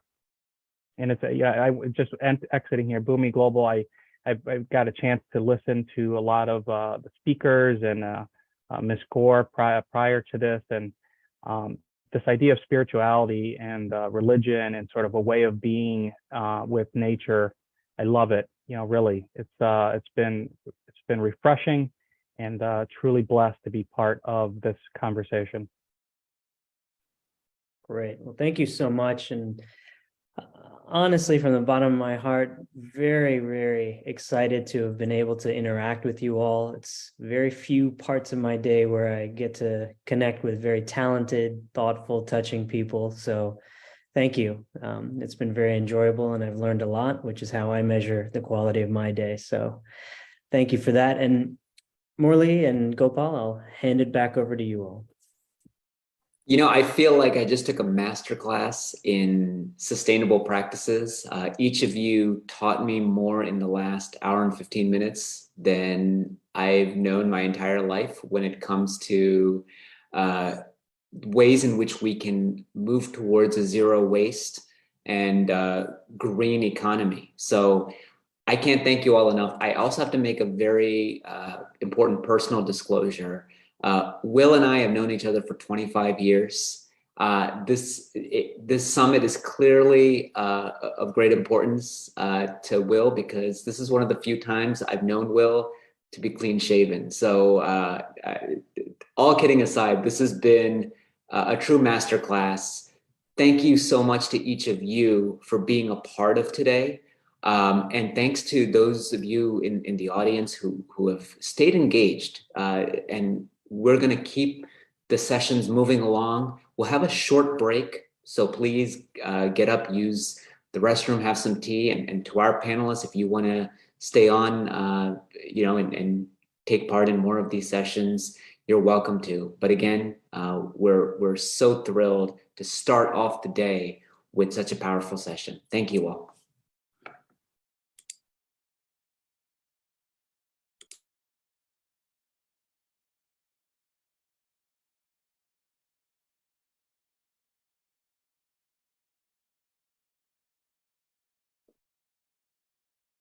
Welcome back, everyone. Our first two sessions really provided us a solid foundation for understanding the ways in which we can promote sustainability, green practices, drawing from not just our spiritual and faith traditions, but just through our own behavioral change. And while our previous session was solution-oriented, we also wanted to take time today to really understand the collateral damage caused by climate change, particularly to displaced populations. One of the things that we frequently do not talk about is the way in which climate migration, in other words, a generation of climate refugees and mass displacement is having serious consequences across the world, particularly in mental health. So while mass migrations are happening across the world because of climate change, due to water and food insecurity, we frequently don't talk about some of the mental health impacts. And that's why we wanted to convene this session, which is proudly co-presented by the Moving Well Project, as a way of introducing and better understanding this crisis. And I am so honored to introduce our facilitator, Dr. Lynn Murphy-Michalopoulos, who is the co-founder of Moving Well Project and also a associate professor at the University of Maryland, College Park. She was inspired by her work in trauma-affected populations in Zambia over 10 years ago. She developed a global post-trauma symptom item bank in partnership with Johns Hopkins University. More importantly, she's expanded her work to other parts of sub-Saharan Africa, including South Africa, Malawi, and Zimbabwe. And her work, along with being a resilience monitoring and evaluation advisor at USAID, really served as the crux of starting the Moving Well Project. I'm also really proud to say that Lynn is a proud advisory council member for Bhumi, and we've really relied on her expertise as we've expanded the scope of our work. So I'll leave the honor of introducing our other distinguished speakers to Lynn. But again, thank you so much for this excellent and I believe very informative session to come. Thank you so much, Marley. I'm very excited to be here today and very excited to be here with the other panelists who are experts in different areas for this talk on how water and food insecurity are really driving climate refugees and creating a new mental health crisis. So I'd like to start the session out by just having our panelists introduce themselves. And thank you for that introduction, Marley. I was like frantically trying to like get my intro together, but you just said it, so I appreciate that. So I will start out with Tina Shell. Would you introduce yourself, please? Sure. Thank you so much. Thank you, Marley and Bhumi Global for inviting me to this panel and for your organizing. And Lynn, thank you so much for moderating the discussion. It's really an honor to take part in this conversation. I'm a historian and I direct the public history program at UNC Charlotte. And I primarily research and teach classes about race, immigration, border controls, and climate migration in the modern US and world. I have a new book out just this month called Detention Empire, Reagan's War on Immigrants and the Seeds of Resistance. And this explores the rise of immigration detention and US militarized border enforcement since the 1980s. And I also direct a digital storytelling project called Climate Refugee Stories. And this is, we're a small global team of students and scholars, migrants, refugees, artists, and practitioners, nonprofit directors that are gathering firsthand accounts of climate displacement around the world, including so far we've gathered stories at the US-Mexico border and in immigration detention in the Caribbean, India and Bangladesh, Ghana, and the Navajo Nation. And you can view our stories and educational resources at climaterefugeestories.com. We also have we've just published an essay in this excellent book that I have to plug. It's just out this month. It's actually a theology book. It's an interfaith set of scholarly reflections called Shifting Climates, Shifting People. So there are some reflections from the Climate Refugee Stories project, which takes a historical perspective, but also an interdisciplinary perspective. And we're guided by what we call participatory action research, where storytellers really take the reins and are the arbiters of how their stories are told. So I will stop there. Thank you so much for having me. Thank you. Thank you, Tina. I'd now like to introduce a colleague and also a dear friend of mine, Noman Kube. And I just want to mention that all of the work that I've done in Zambia would not be possible without the collaboration and partnership with Noma and her team at the International Organization for Migration. So Noma, I'll hand it over to you to introduce yourself. Thank you, Lynn, and good day, colleagues. As Lynn has already indicated, my name is Noma Ngove. I work for the International Organization for Migration, which is a UN migration agency, and our mandate is on migration governance. As a UN entity, we work primarily to support our member states in advancing migration governance and in line with the current global framework, which is the Global Compact for Safe, Orderly, and Regular Migration. I started my career with IOM in public health, and hence my collaboration with Lynn. And we've been working on issues of migration health, the intersection between migration and health, and the right to health of migrants, and promoting mainstreaming and integration of migrants into public health services in the countries where they live, work, or transit. And over the course of our work, we realized that most of the focus on migrants' health tended to be on communicable diseases, because of the obvious fear that they will migrants, because of their mobility, may contribute to transmission of diseases from one place to another, as we have seen how COVID has helped to demonstrate that model. But more importantly, looking at the fact that migrants, because of their mobility, are also subject to a lot of stressors which impact on their mental health. And so we began to also actively integrate issues of mental health within our migration health programs. And we have worked with long distance truck drivers. We have worked with fisher folk, both fishermen largely.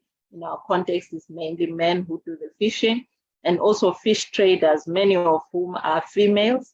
So the intersection of both, but also working with other mobile populations, refugees, people that have been displaced, people in the informal sector that tend to move and tend to follow their markets, and sex workers. amongst others. Thank you. Allow me to switch off my video. My bandwidth is a bit unstable. No problem. I'm currently in Malawi, so it's a bit weak. It might affect my connection, but I'm still here. Okay. Thank you, Noma. And I'd like to introduce Bill Simmons, who I was very fortunate enough to meet through my work at USAID and my work with resilience measurement. So Bill, would you like to introduce yourself, please? No, thank you, Lynn. And are you able to hear me okay? Okay, wonderful. And I have some bandwidth issues as well, just like Noma. I'm in the Gambia in West Africa. And I'd like to say that I'm experiencing climate change and I'm, seeing the suffering caused by climate change, but I'm actually at a beachside bar and it's about 30 degrees. We have beautiful wind and the ocean is just lovely today and there's palm trees. And so I feel pretty privileged right now. But if I have some bandwidth issues, that'll be why. Thank you so much, Lynn, for inviting me and for the Moving Well Project for co-sponsoring this. And so wonderful to work with Bhumi and Maral on this.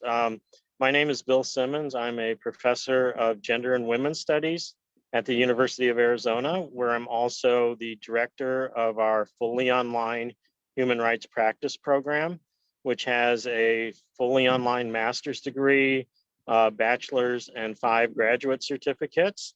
And we have kind of a global reach with that program. I am a human rights scholar working to advance the human rights of marginalized peoples around the globe. Tina mentioned community-based participatory action research. I've been teaching and practicing that for many, many years and do participatory research projects and participatory development projects in many different countries, Niger, Nigeria, Mexico, US, Bangladesh, and others. Climate refugees is something that I've really seen a great deal in Bangladesh and also within Niger and Nigeria. So I'll probably use those as examples during my comments, but wonderful to be here with such a distinguished panel. Thank you, Bill. And last but not least, and I have to say, as a person that's focuses on global mental health, the mental health piece is very critical and important. So we're very excited to have Kavita Acharya. Is that the correct pronunciation? Thank you. All right. Who is a licensed psychologist? So I'll let you introduce yourself, Kavita. Thank you so much, Lynn. Yes, so I'm a licensed clinical psychologist based in Maryland, where I have my own private practice and I'm working with a lot of immigrant and second generation immigrant populations. And while I don't have the amazing experience and depth of knowledge about this particular topic as these amazing panelists, I am hoping to bring some of the broader mental health perspective to the panel today with my general work around a lot of these stressors that are certainly impacting these refugee populations, but are also starting to be seen in a lot of young people who even do have a lot of privilege in this country, and how that interplays in some of the work that I think we're all hoping to push for. Thank you. Thank you so much. I do want to just make a reminder to folks that are joining us today that please put any questions that you have in the chat, and we'll try to get to them. We have a couple of discussion points, but we do want to get your questions to see how we can best address, what some of the thoughts are out there. So I wanted to just start out the discussion. The title of our talk is really focused on climate refugees. To my understanding, this is not a new term. And so just wanted to kind of get from the panel, how are we actually defining climate refugees in that sense? So I'll leave it open to anyone that wants to kind of kick off. But I think that's important to kind of lay as groundwork of what population are we talking about?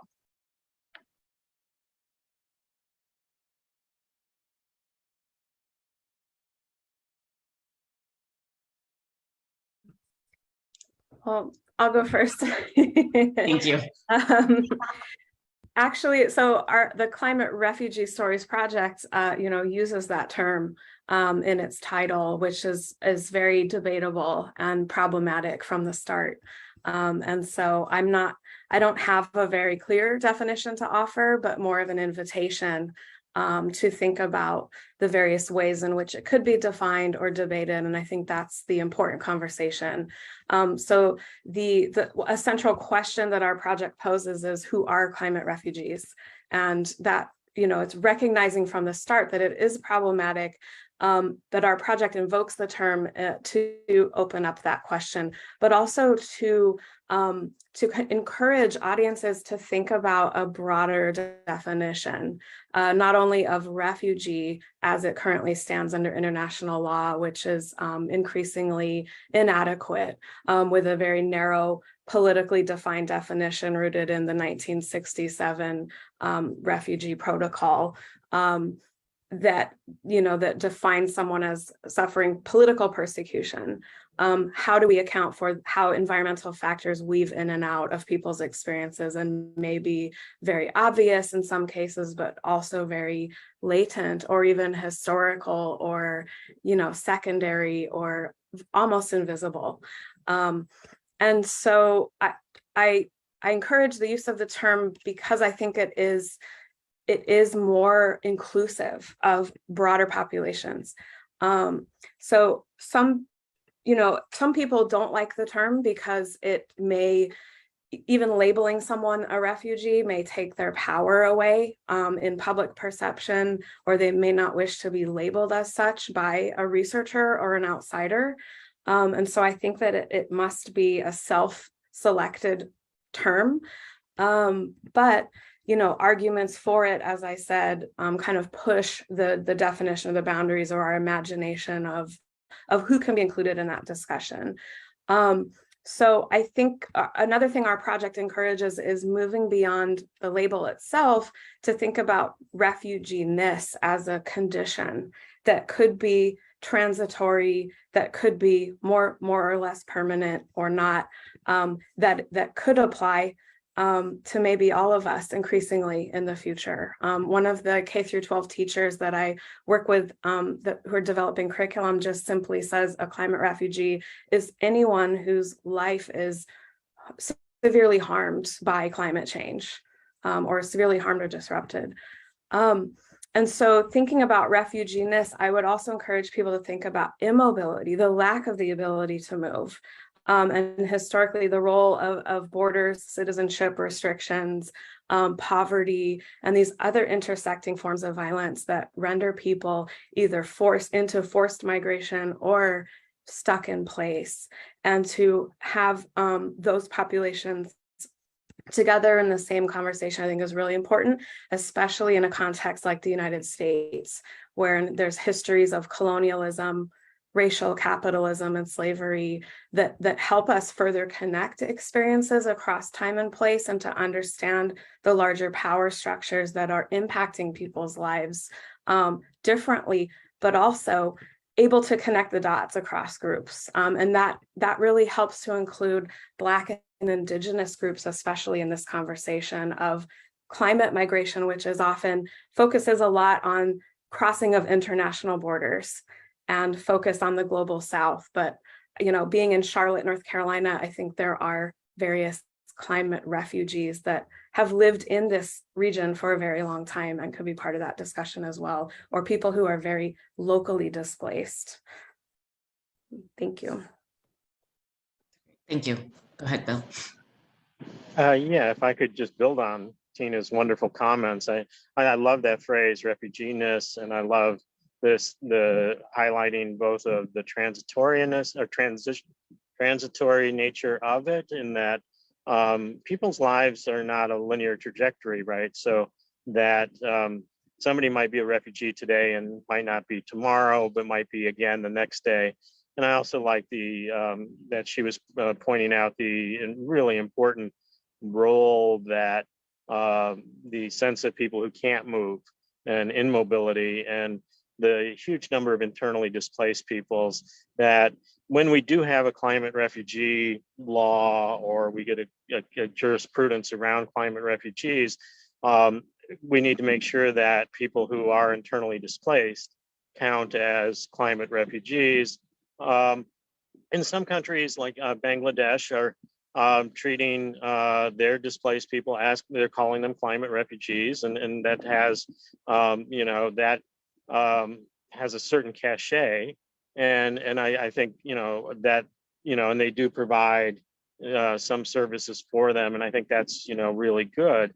But as, from our pre-discussion notes that we were sharing, I do have concerns about, a legal definition of climate refugees, because once we create a law, there's going to be people who don't fit that definition.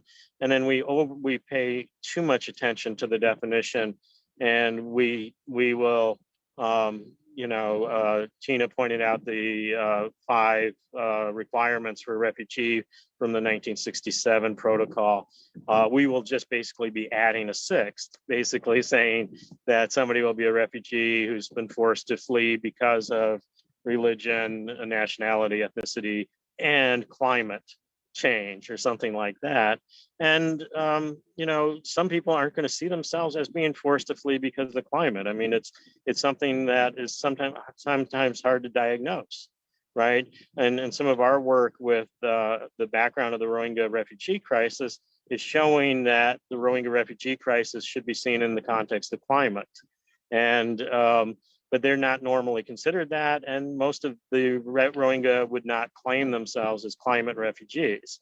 And so if the legal definition is saying they have to point out that they're climate refugees, they probably wouldn't get satisfaction. So I think, this idea, which is probably politically unpalatable, of refugeeness or forced migrants or something like that, would save us the trouble of having to distinguish between one exploited person or one vulnerable person and the next, legally, and for social services, and for any kind of relief. So. I'm curious to hear. I'm sorry, go ahead, Kavita. Or no, either, sorry. Sorry. Okay, maybe just to weigh in on what previous speakers have said on the issue of climate refugees. The term itself on refugee has a protection element and places an obligation on states to protect persons with that title.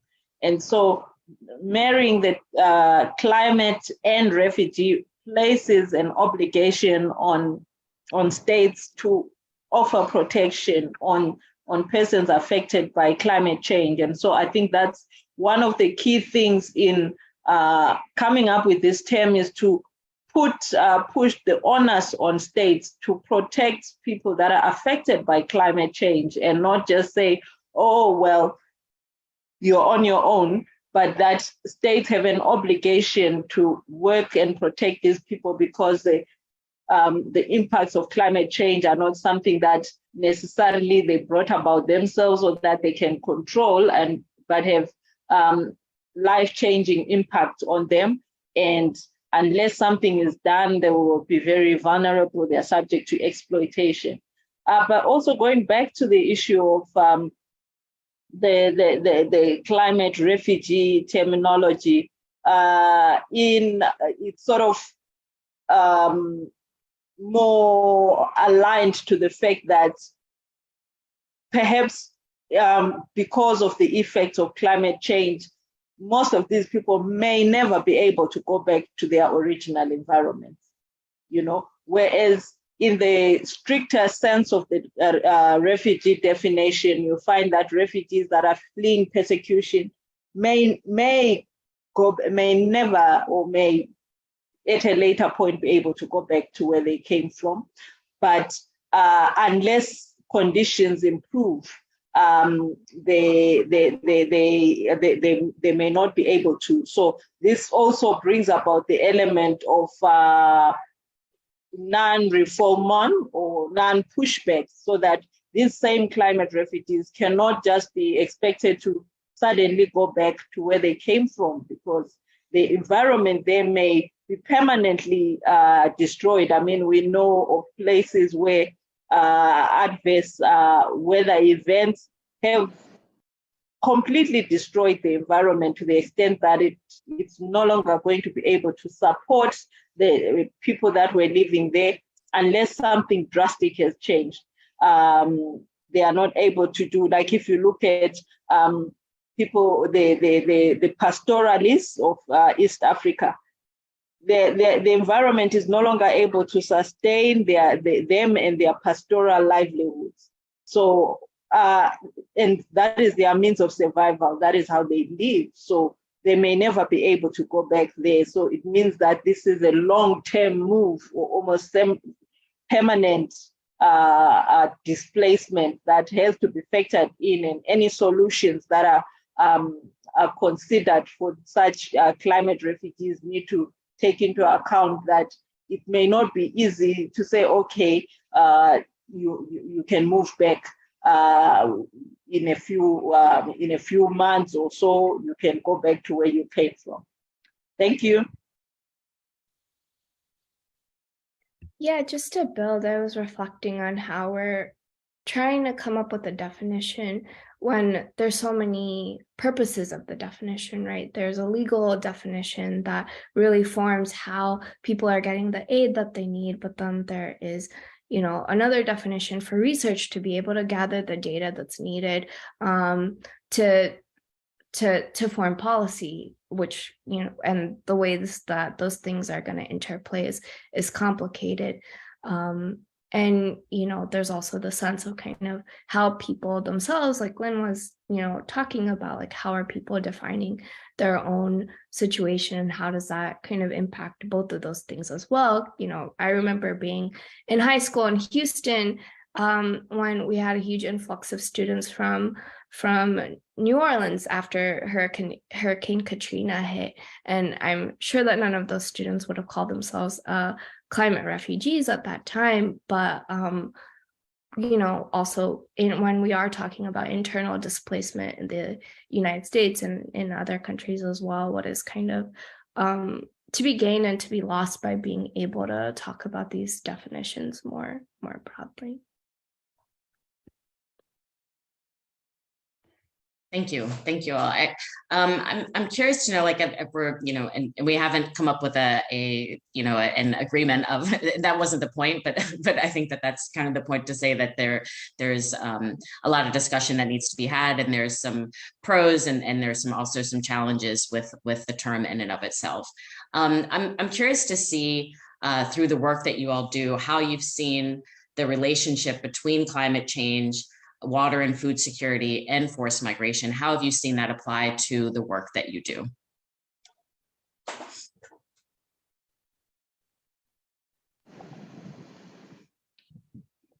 Well, I'll start by piggybacking on Noma's comments about pastoral societies, right? I mean, pastoral societies in East, Central, and West Africa are all reacting to water shortages, the growing desertification, the removal of the green belt.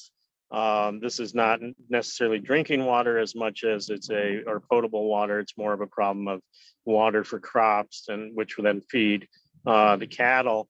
But in such a case, the lack of water and food is both a driving factor pushing people to relocate, but also it's going to be one of the significant consequences as people are pushed into areas that are already often under supplied with food and water. So it's going to lead to increasing conflict over resources, which is going to lead to increasing physical and military conflict. And so I think, this is something that has to be, taken in each context.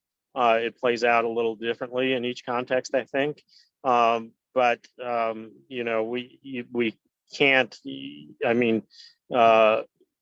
already mobile populations like pastoral societies are having to be increasingly mobile And it's just going to drive both conflict and, as we're going to talk about in a little bit, mental health issues are going to be huge. So I'll just start with that general comment.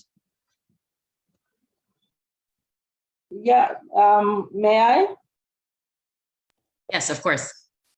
Thank you. So yeah, I think issues of forced displacement, in addition to what Bill has said, affects and disrupts people's way of life, their cultural, their socio-cultural way of life, and have a big impact on their livelihood and living life the way they know how. I mean, you have the issue of the pastoralists, but also people that live off the land, like who are used to farming or animal husbandry, and suddenly they are not able to do that.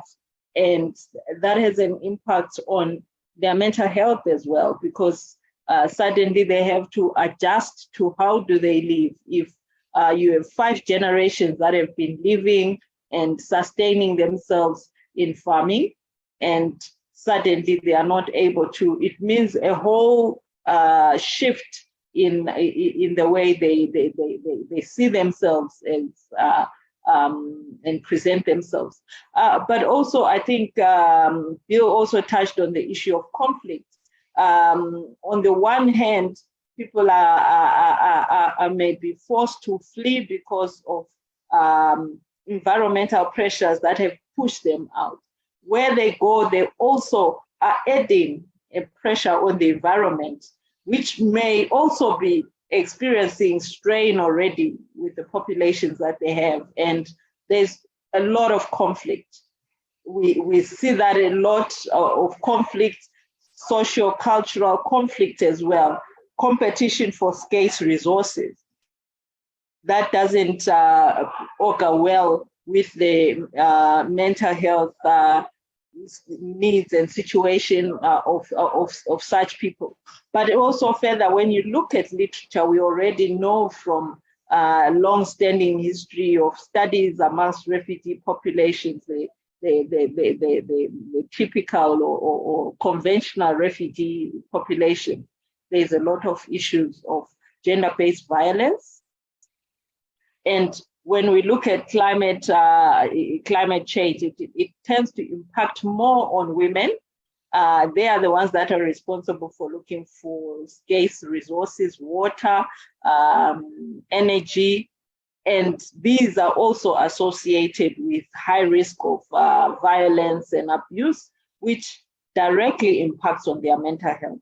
So in the work that we've been doing, we have been trying to work on upscaling the response to beyond just meeting the physical needs of people, but also recognizing the impact on their mental health, which oftentimes, because it's not immediately visible and it's not often, how do I say, maybe not often easy to quantify what you have done. I mean, if someone has no shelter, it's easy to put up a shelter unit and say, okay, now they have a roof over their head. But in terms of mental health, it tends to take time for people to appreciate the value, but the long-term impacts are quite dire if it's left unattended to. Thank you. Yeah, that's a great point. I'm just thinking about the difficulty with measurement of mental health and in different contexts and non-Western contexts, because mental health concepts are based on Western conceptualizations of mental health. And there is the, people say you can't measure. It's difficult to measure mental health. It can be done, but it is difficult because it's not something that you can see. We can't take people's blood necessarily and see how much depression they have, or see how much. I guess there's some ways you can kind of look at cortisol levels, but it's hard to quantify like post-traumatic stress, depression, anxiety. So very good points. If I could follow up on Noma's points about, we were talking about pastoral societies, and then she also talked about some settler societies, and effect on water and conflict, etc. And I was in Niger and then northern Nigeria in 2017 as the Fulani Hausa conflict blew up. And Noma was talking about how this affects all of their livelihoods, and rightly pointed out that it also affects culture and social cohesion and their whole way of life. And so briefly the Fulani, who's a pastoral society, nomadic society, had been traditionally moving their cattle through Niger, but because of desertification, they were forced to move further south into northern Nigeria, into settler societies, which just weren't used to having pastoral societies come through. And so all of a sudden, what do you mean you want to come through with your cows on my land? And that led to conflict. And then the Fulani also, for the cows were every part of their livelihood, or is fundamental to their livelihood in so many ways. And so as they had fewer and fewer cattle, the things like proving that you're a man was based upon number of cattle. Being able to marry was based upon having a certain percentage or a certain number of cattle, and young men were not able to have that. And so, if we sometimes donor agencies want to give people a check and say, this is for the cattle you lost, but it doesn't replace the effect that it has on their livelihoods in all aspects.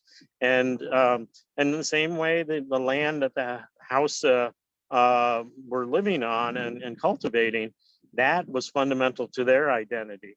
And so you had this clash between two fundamental identities, and things happen so quickly that even though there's good conflict resolution processes in the area, they couldn't respond quick enough.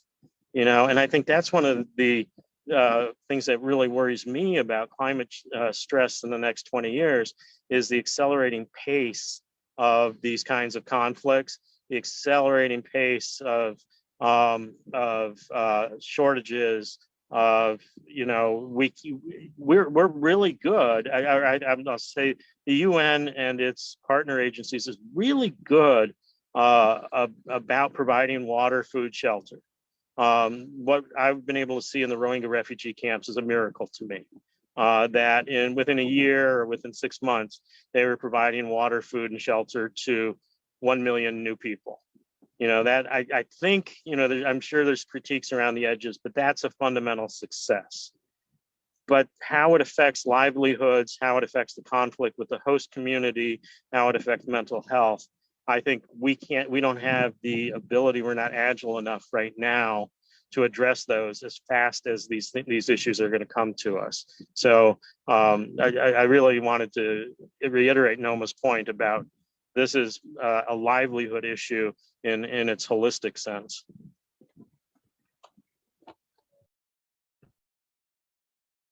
I'll jump in. Thank you so much.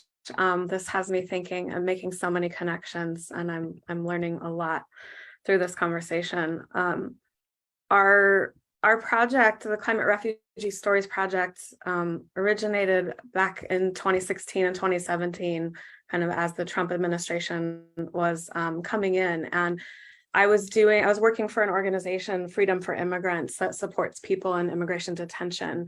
And I was doing some work supporting people at the border and in detention, and was starting to just hear an increasing frequency of mention of environmental impacts in people's migration stories. So that's one thing that kind of broadened my awareness of environmental issues. And, I thought I was an immigration historian, and, that in my interest in environment was something that was somehow separate. And it was just becoming increasingly intertwined and obvious.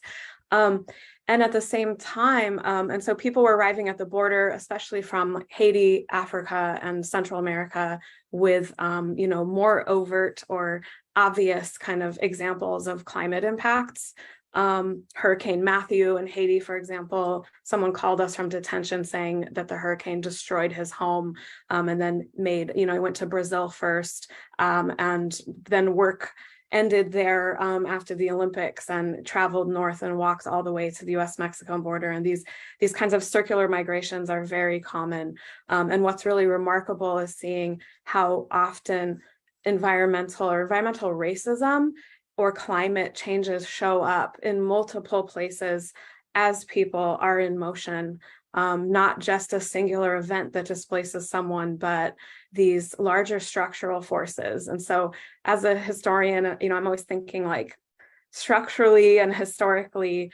And so I really appreciate Noma's and Bill's comments about how this impacts people culturally, how it impacts the kind of way we perceive and understand the stories that we tell, and questions of responsibility, who is responsible, and the question of conflict, which is really interesting.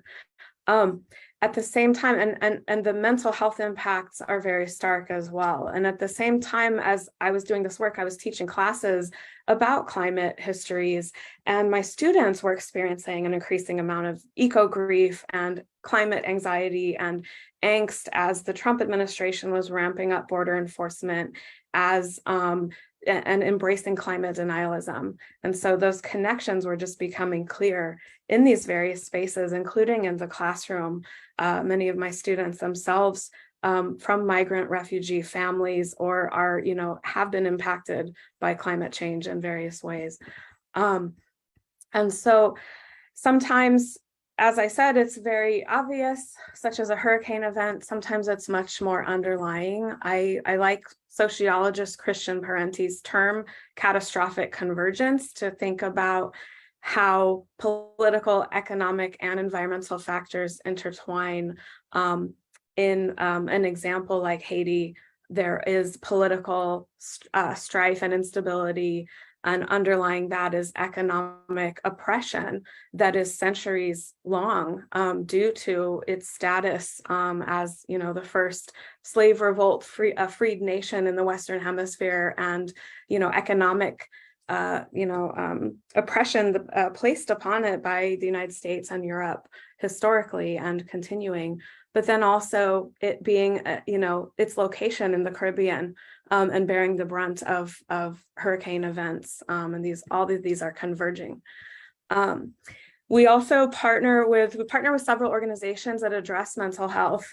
New Age Environmental Development, NEED Africa in Ghana, works along the coast and has been encountering a lot of populations experiencing sea level rise and coastal flooding and erosion. Homes are being destroyed and people really have no options. There's also a depletion of fishing. And so people's lifeways are interrupted, and many, especially young men, are trying to take stowaway on cargo ships. And there is this one thing that the organization picked up on in interviewing people is that there's a sense of low self-esteem. There's a sense of inferiority compared to maybe Western peers, especially among young people, and this idea that you must migrate in order to have a better life. And so NEED Africa is working to, support the freedom to move and to educate people about what the options are or the hazards and dangers of migration, because stowing away on a cargo ship can be deadly, and it most often results in detention and deportation and return. But also the freedom to stay, and that staying, remaining in place and building resilience, is a viable option. And in many places, or, so there are some community resilience projects that they're working on across the border with Togo, and, just waterway improvement projects, things like that, coconut oil development that I think are helpful for building self-esteem. Another organization is called Activate Labs, and they are based in the United States. And this is a peace-building organization and an arts and storytelling focused group that has been accompanying migrants on the refugee caravan from Central America to the US border. And again, seeing where environmental racism and climate impacts show up. Maybe crop failures in El Salvador, takes away some somebody's ability to be a food vendor or, have a livelihood. So they, but direct violence, gang-related violence, political violence, economic instability, those are the more cited and direct drivers of migration. And that's actually what qualifies for refugee status. So that is highlighted in someone's story, but food can actually be, and talking about it through the lens of food could actually be a way that people talk about this violence in a way that is more disarming, or it's easier to talk about.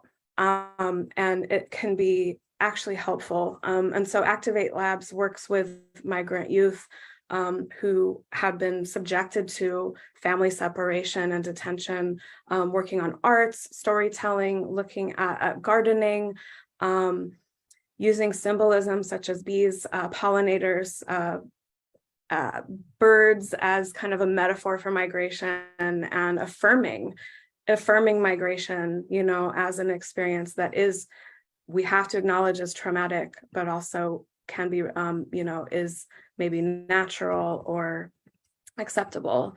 Another thing that we're kind of seeing, and touching on Noma's comments about culture and impacts, is discussion about, when there's a lack of government support, such as in Bangladesh, some of the people interviewed in the Sundarbans region and the India-Bangladesh border feel a sense of competition with Rohingya refugees who themselves are subjected to environmental racism in these very precarious refugee camps that are facing coastal erosion. And, so there's these kind of waves of movements and dislocations, and everybody is increasingly vulnerable. And yet within that, it creates these pressures and this sense of scarcity, competition, and that can increase xenophobia or just a sense of lack or conflict. But I also appreciate Bill pointing out the UN, and its ability to respond. And I would point out that cooperation is in many places seen immediately in the wake of disaster. And I would highlight that conflict is not always a necessary outcome of climate change. Actually, there's remarkable cooperation in many instances that I'd like to just uplift and learn more about. So I find that very exciting. Actually, thank you for that. That actually kind of leads me to the next question that I had, because you talked about in a couple of your examples of folks that are doing this work in terms of mental health. I think we've touched on this some in terms of what are the impacts of mental health. One of the things, and also I wanted to point out I think it's really important to look at who are the most vulnerable. And Noma mentioned this in terms of women being really impacted by this. So when we're thinking about programming, that we need to make sure that we're gender specific and relevant in terms of both culture and gender as well. So all of this will really matter. But one of the things you mentioned in some of the organizations that are doing this work is balancing looking at mental health problems and resilience. And so one question that I had for the group is how have others seen and how we can balance mental health problems and resilience as a result of climate change impacts? So not focusing so much on the deficits perspective, but acknowledging and addressing that suffering has occurred, but recognizing that there is resilience within individuals, families, and communities. So Kavita, I'd be interested to see your points of view in terms of mental health and resilience, and not having this viewpoint of looking at people as victims, but really seeing their strengths as well. Yeah, no, I love how you even framed the question, right, Lynn, because there can be, I think, such a power always to recognizing resilience, even as it's very important to create space to acknowledge and accept and just validate the immenseness of what people are feeling, right? It's not catastrophizing to feel really, at times, really hopeless and helpless about the situation that we're seeing, to feel a sense of cognitive dissonance with how individuals are seeing such a huge impact of of climate change on their lives, but looking at elected leaders and feeling that, you know, their privilege is insulating them or even leading them to complete climate denialism at times, which, you know, just psychologically, those things are really, really tough to see and to hold together. And so I do think that it's really important to take a beat to be able to accept and hold and validate the immenseness of those feelings, but to also know that kind of these things can be like waves where when you allow the space to let them feel that, they will pass naturally because we all have such a resilience within us. And, you know, I think we've all probably worked with people who've just shown immense strength and resilience and capability despite everything that they've experienced, and have shown, you know, the capacity to uproot their lives but start again. And all of that is possible together, even if it sounds, you know, counterintuitive to say, like, you know, we want to make sure that we're acknowledging the huge impact that these events are having and the impact they have on people. You know, you made a great point earlier about how, like, even defining kind of what mental illness is or how it works is really complicated. But if we can, you know, focus on functioning and how people are doing and what they need, then we have a lot of space to again just allow people and encourage and, you know, give that support and scaffolding to tap into the resilience that's within them.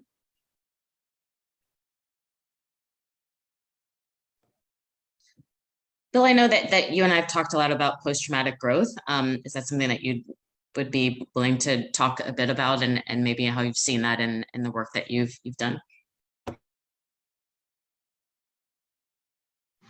Yeah, thank you, Lynn. And yeah, and to build on what Kavita was saying, I mean, it's very much, you know, one of the axioms of the post-traumatic growth literature is that we're not denying the post-traumatic stress disorder, and that oftentimes the relationship is such that where there's the greatest amount of PTSD, there's also the greatest amount of PTG, post-traumatic growth. And so it seems kind of counterintuitive, but when we think about, you know, if we think about our lives on a trajectory, you know, when a serious traumatic event happens, it's probably going to lead to the most amount of PTSD, but it's also going to give a place where we can start anew, where we can kind of build a new trajectory. And that's what we see in the post-traumatic growth literature. I see that. I'm blessed to be able to work with a group called Art Illusion, which is a New York-based NGO that works with refugees in some very difficult circumstances, including with Rohingya in Bangladesh. And I got to work on participatory mural projects and painting projects and oral history projects and things like that with Rohingya. And you find that the people, you know, this isn't a scientific study yet. We're doing pilot tests now, but you know, people who have suffered the most amount of trauma and have, I mean, you can't minimize the trauma. I mean, it's almost impossible to minimize or to even get your head around the amount of trauma that they faced. But you also find that when they recreate their lives, they have an intentionality about it, that they're going forward in a certain way that is, and for some of them, it's kind of the first time that they have ownership of what they're creating. And as Tina was talking about with organization with the migrant caravans, you know, using art therapy or using art or symbols or storytelling is so important. And I assume Kavita could confirm that with art and storytelling as a way of dealing with trauma in individualized therapy as well. So I think it's extremely powerful. And I'll just add one small piece too, which is to talk about vicarious post-traumatic growth, which is one of my favorite topics, because we often, as a human rights professor, I expose students to some incredible stories. They meet incredible survivors. And oftentimes they would be traumatized and re-traumatized by that.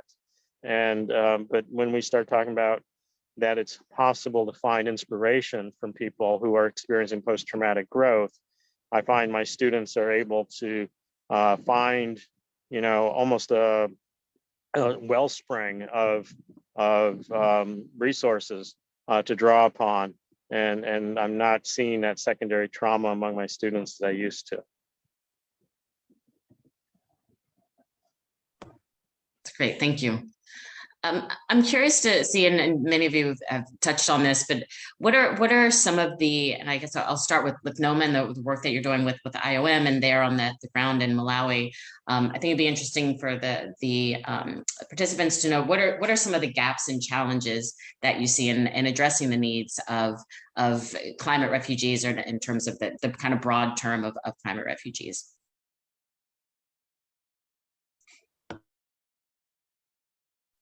Thanks, Lynn. I think I would say some of the major gap, I would say, is first and foremost the ambiguity in defining this population group and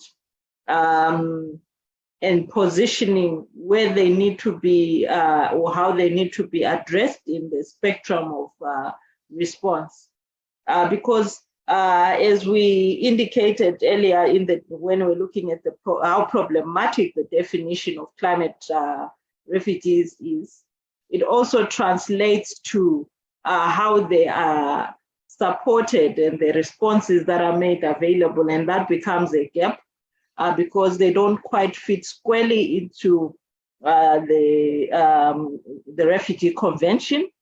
And yet they have immense needs. And we know that climate change also does contribute to wide-scale displacement, large numbers of people that may be affected by climate change. We've seen how the floods in Pakistan have created a huge population. In Mozambique, so many people have been displaced or over time, in a short space of time. That requires a lot of response, and also the additional problem that the environmental hazard that leads to their displacement often destroys a lot of the things that would form the basis of any recovery.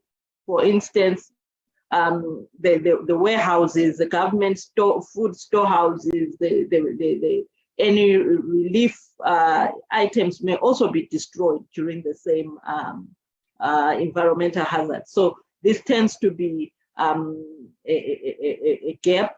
But also another issue is that what we're realizing is that governments are starting now to have dedicated departments or ministries that are addressing issues of environment and climate change. Previously, it wasn't so defined. It would be maybe a department under lands or some other agriculture or something like that, almost as an appendage. And so it meant that the resources that are made available first at state level to respond to this would be limited. But also, I think one of the gaps that we're seeing is just the basic scarcity of resources that is there to meet the needs of the climate refugees. And their mental health needs, for instance, are not yet as well articulated in literature, for instance.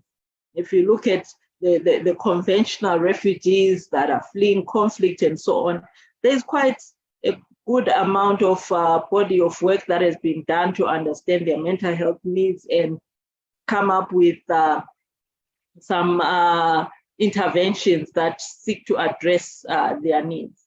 But we don't have as robust a body of literature to address the needs, not just the mental health, the health needs, the spectrum of needs of climate refugees. So it's really a developing and an evolving area of need for these populations. a few years ago, maybe you may be familiar, or someone may have seen this. There was a footage in Mozambique. There were floods in Mozambique. I forget which part of Mozambique, but a woman climbed up the tree. Like, the floods came and the water level kept rising and covered their houses. She climbed to the top of the tree and gave birth on the tree. She was rescued by a helicopter, having delivered on a tree. Now, we're mental health practitioners. How do you begin to deal with such mental health trauma of delivering on a tree, trying to stay on the tree, holding on, and yet assisting yourself to deliver, and so on? So these are things that we see as gaps where we still need to do more to understand and profile the needs of climate refugees and how to best tailor and the responses to them, ensure that we are not importing solutions from one area of work that are good, but that may not necessarily fully address the needs of this particular group. Thank you. Yeah, if I can, just add, it's such a complicated problem, because I imagine that a lot of, while we can articulate, the mental health impacts of so many of these things, a lot of the people that we're trying to help are probably saying, like, no, what I really need is water, food, my essential safety and security established before I can even begin to think about how I'm feeling or processing the trauma that I've just been through. And there is a lot of stigma around the idea of mental health services around so much of the globe, that also, I imagine, is going to be a barrier, much smaller than just making sure that people have the security to even be able, if you're thinking about Maslow's hierarchy, to work through the impact psychologically that all of this has had.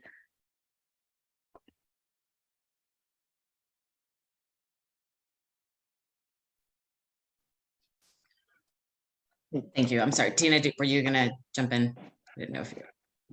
I can. I think, Bill, did you unmute yourself? Oh, yeah. Why don't you go ahead, Tina? Sorry. Okay. Just quickly. The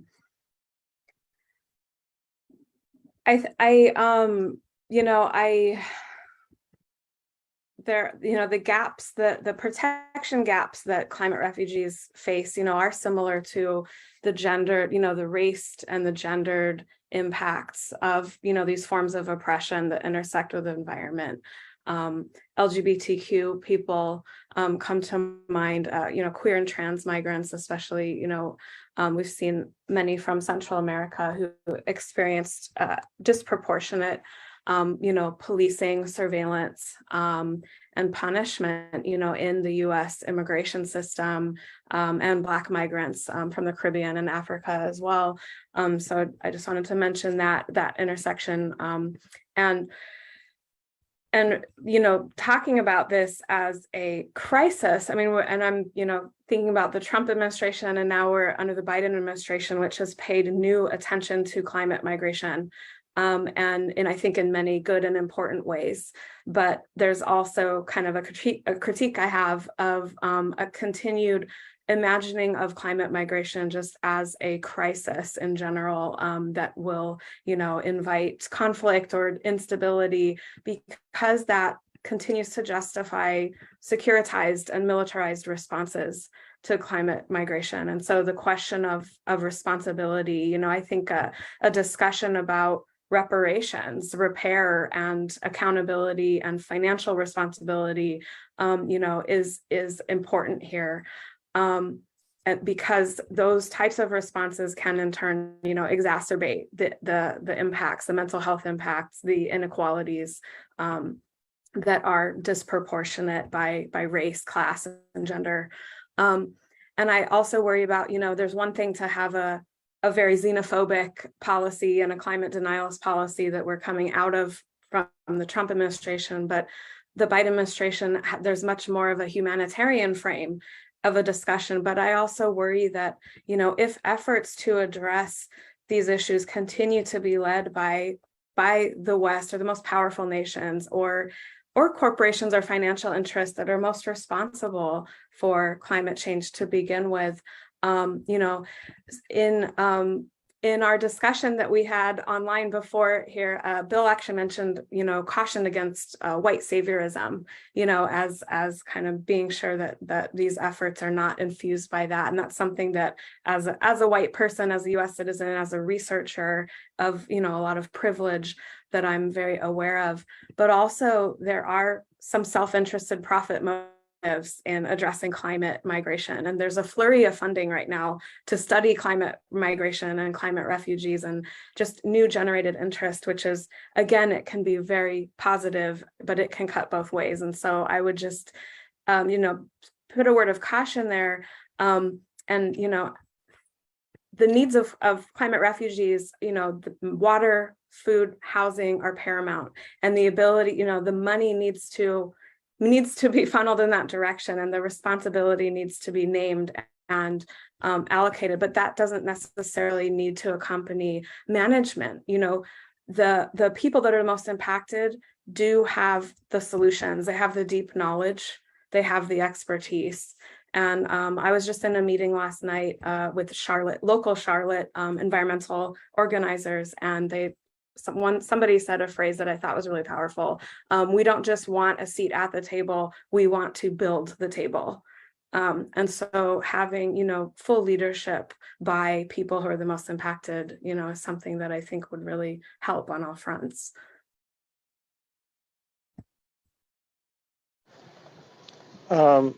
I'm not sure how we're doing on time, but if I could just riff a little bit on some things that Tina and Kavita have mentioned. And when Tina talked about climate refugee, being a climate refugee is maybe not a event, but a condition that, I think of people in Bangladesh who are displaced and then move to another near coastal area, which forces them to be displaced again. And then they're pushed to Dakar or Dhaka or to Chittagong, where they face a whole nother set of climate change stressors. And so, this idea of condition versus an event recalls literature on multiple victimization or polyvictimization, is that oftentimes as Western researchers or as people coming from the outside, we look at somebody's life and we see an event and we think, oh my goodness, we have to respond to that event. And we don't realize that, no, actually, this is part of a condition that they've been facing for many years. And on the one hand, that means also that they have, as Tina was talking about, this sense of resilience, that they've figured out how to cope in many ways. But also, unfortunately, the literature on polyvictimization shows that success rates for treating trauma are not good. When you are victimized by many different people or causes over time in many different ways, it's very difficult to find somebody to trust. It's very difficult to trust in any new technique or any new intervention. And so the results are not good.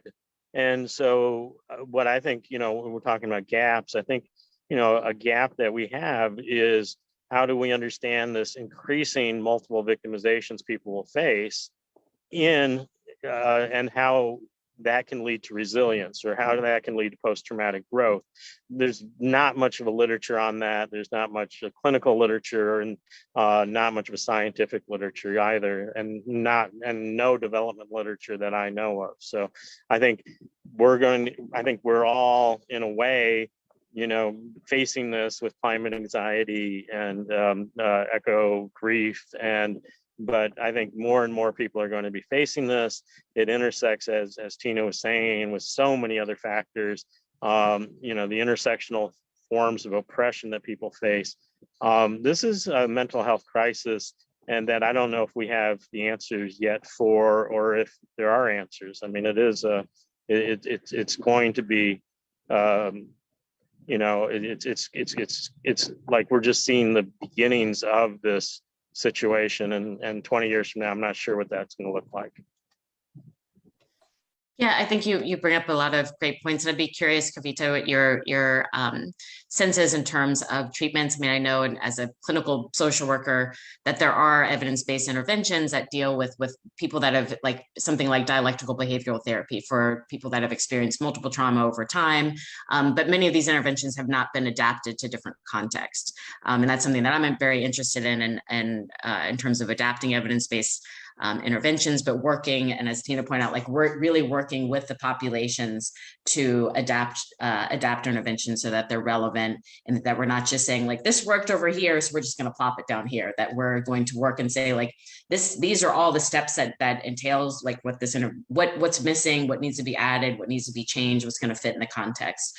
But have you seen that being done in your work, and how have you seen the application of different interventions that could be relevant for folks that have experienced multiple traumatic events? Yeah, no, I think it's a great question, Lynn. And, you know, again, there's this problem with this idea even of like what determines an evidence-based treatment, because that is obviously just going to inherently be things that are well established in the West. And so if we're focusing on like, oh, for who, right? For evidence-based, we're losing out on the opportunity. And I'm sorry, I'm forgetting who brought this point up earlier, but of being able to work with the actual populations to understand like they have the best sense of what they need and what they want going forward. So, you know, again, the first thing is going to be able to make sure that their, you know, baseline needs are being met, like how secure are they really feeling in food, water, housing. There's no DBT or anything else until those things really are secure fundamentally. But, you know, when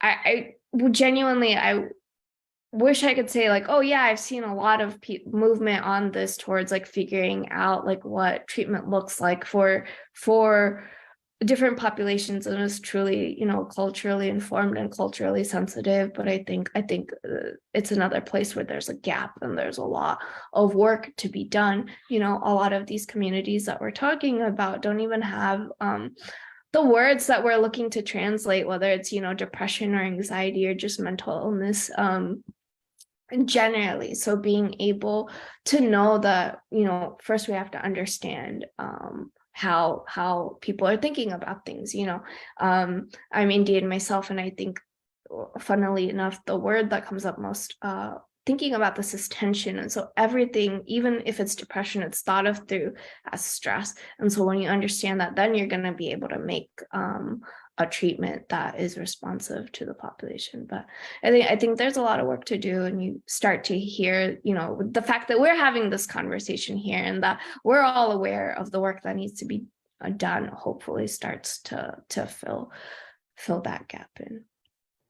Thank you. I'm aware of the time that we just have a few moments left. It feels like that like really flew by, but I'd love to offer everybody just like a half minute of any final thoughts as we wrap up.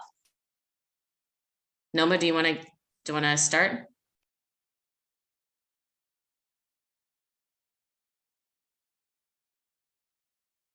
Thanks, Lynn. Yeah, I think it's definitely an area where there's need for work, and as I am in our work on migration with migrants, we see increasingly the intersection between migration, environment, and climate change, and the attendant health needs, and mental health being more of a cross-cutting theme across all these three areas of migration, environment, and climate change.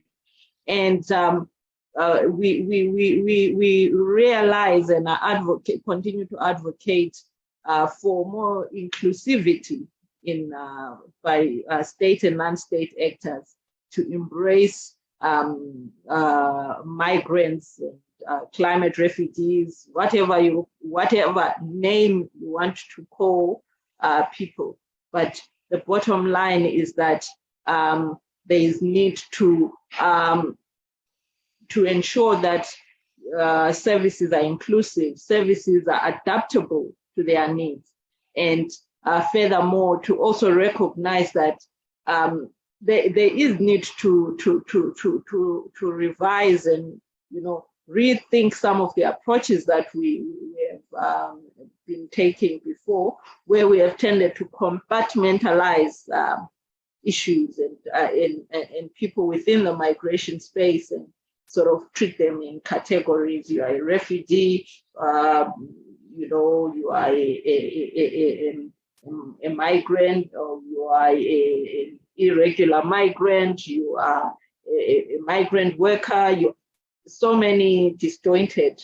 But at the end of the day, what we are recognizing and advocating for is that there's need for more inclusive, more responsive services. And there's need to also factor in the needs that people have to address their mental health, but also recognizing the resilience of migrants. It's amazing what migrants go through, or climate refugees go through, but they are very resilient people generally, and building on their resilience, working with them to help them come out and emerge from the traumas that they've experienced, working in a non-Western setting where issues of mental health are not typically defined as in the Western space. We see a lot of value in social connections and social community coping mechanisms, community resilience, standing together and using the communities to sort of find their feet and help each other. If you look at the concept of the friendship bench, for instance, it's really utilizing the strengths of the communities to build the resilience and to help those members of the community who are doing much better at that particular time to help their other counterparts and working together in a manner that ensures that no one is left behind in all aspects of their health, including their mental health. Thank you. Thank you very much, Noma. I think we are at time. I think that was actually a great note to end on. So thank you for wrapping all of that up. But thank you all so much for being a part of this panel, and thank you, Bhumi Global, for allowing us to have this discussion. I learned a ton, and we appreciate everybody's time and input. Yeah. Thank you, everyone. Thank you, Lynn, for organizing. Yeah. Thank you. Thank you so much. Thank you, colleagues. Bye. Thank you. Yeah, Thank thank you. you. Have a good night, Fantastic to meet Noma. you all. Thank you. Bye. Thank you again. This was such a needed conversation as we deal with the multiple crises that are caused by this sort of rapid and man-made climate change, particularly, again, to marginalized and disenfranchised human populations. We're going to transition to our final panel of the day in about just over 10 minutes, I should say. So if you all who are attending want to take a short break, we will be back promptly at 12:30 to introduce the final panel of the day. Thank you again.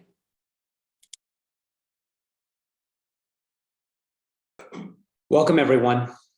We've had an incredible 2 days of conversation, education, and more importantly, concrete steps towards action in terms of addressing the triple threats presented by climate change, biodiversity loss, and the lack of sustainable practices.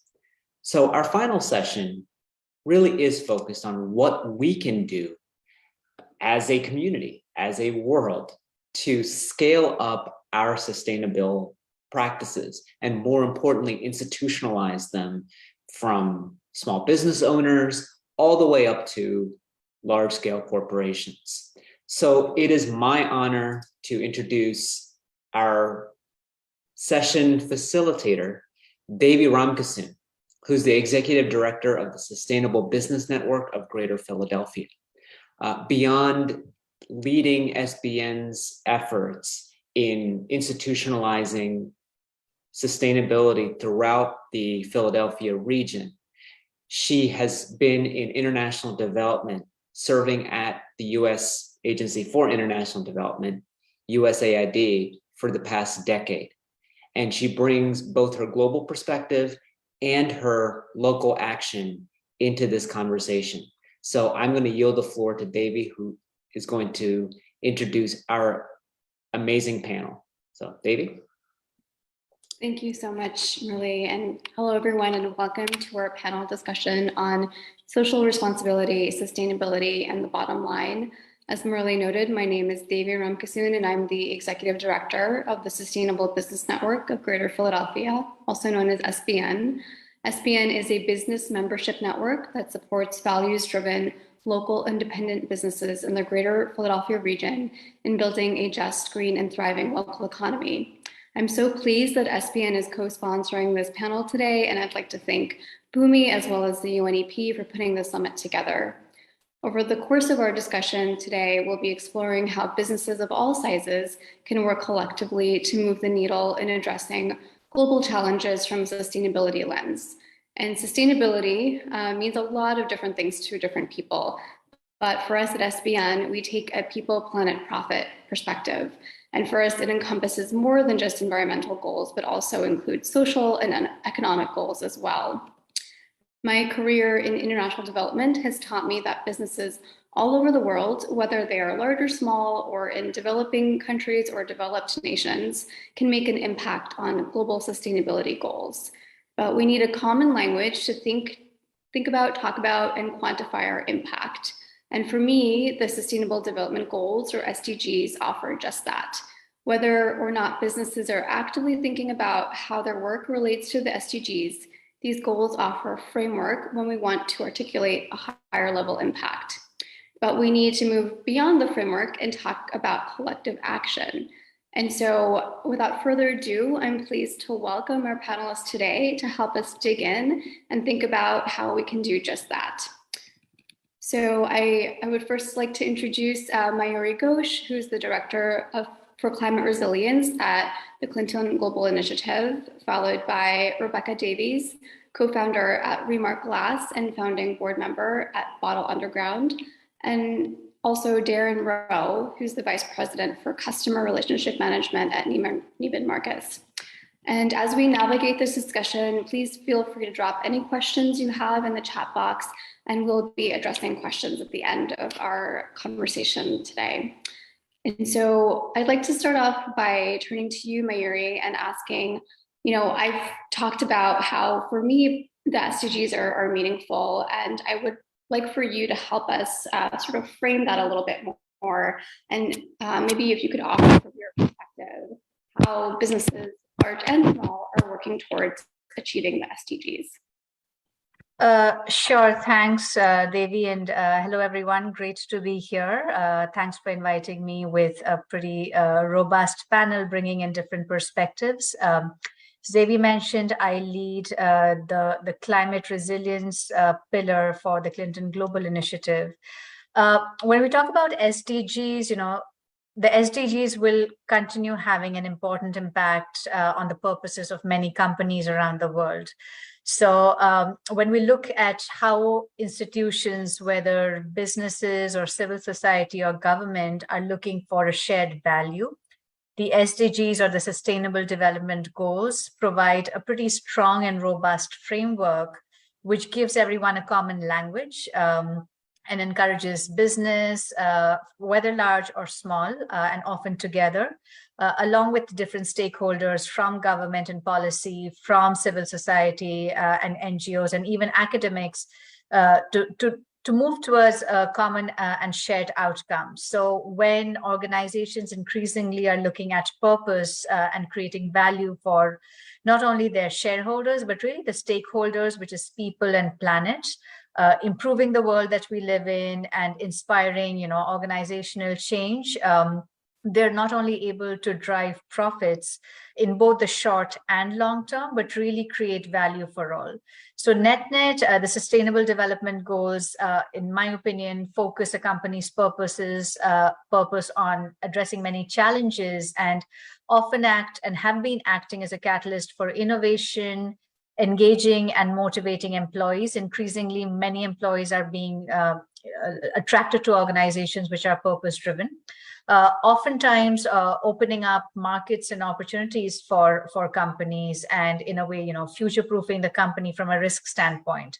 So that's if we look at it from a company standpoint. And of course, if we look at it from a framework and what it does for health and well-being of people and planet, we know that each of the SDGs in their different ways and how businesses interact with them will create either positive value for the environment, whether it's access to water, climate action, energy transition, but also for people through health and well-being focused goals, through more equity, through innovation and equal opportunity and access in terms of employment, and definitely partnerships for collaboration.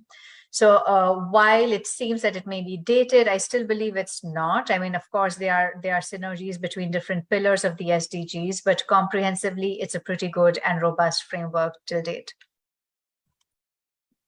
Thanks so much, Mayuri, for helping us frame the discussion and talking about the value that the SDGs still offer to all of us.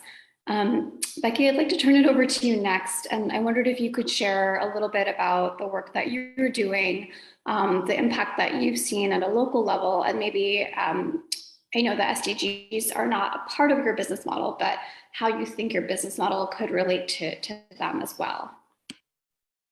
Yeah, absolutely. So we are in Philadelphia. We're a small business, and our background, myself and the co-founders, is in the glassmaking industry.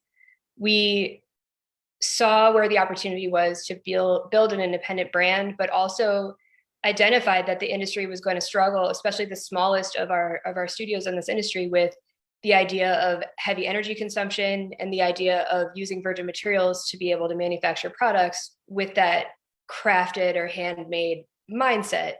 When we started the business, we wanted to think about the problem of why aren't we using this material that is everywhere? So from the very beginning, we said, we're only going to use 100% post-consumer glass to make the products that we make. And we were very informed. This region has a stable core of triple bottom line businesses. And we were very informed about the idea of using a business as a tool for good and as a tool for change. And over the course of our time working through this idea, we have seen the SDP goals come out. We've seen where, with that same mindset, we can kind of approach each one, not necessarily from we want a percentage of difference year over year, but more as we want to make sure that what we're doing isn't in contrast to any of those goals at any time. So where we can see that starting to work is in a people, planet, profit mindset, which is how I like to think, is the idea of involving community members in this change by taking post-consumer material is kind of related to the idea that that is how we actually communicate with the community and grow marketing and really think about the impact of our project is the impact of social behaviors, and the impact of our mindset in the business is about using what we have right here and taking kind of the budget that we would have had if we were looking at a global supply chain to make our products, which is where we came from, to thinking about how much impact our spending can have here, right here, with the people that are here and the community members that are participating, and how collaborations can start to form out of that. So we think about it still on a very local based level, but we can see how that model really sets up moving the needle on a bigger scale as well. Thanks, Becky. I appreciate you framing the work that you do and kind of sharing your story and how that might relate to larger global goals as well. Darren, I'd like to turn to you and ask you a similar question. I know that most of your background has tended to be with the national companies, And on a kind of thinking through that lens, could you share, the work that you've done over the years, any sort of trends you've seen when companies that are national in scale think about impact, and then how you and the various businesses that you've worked with sort of relate to the SDGs? Yeah, absolutely. I think the SDGs are really important for large corporations.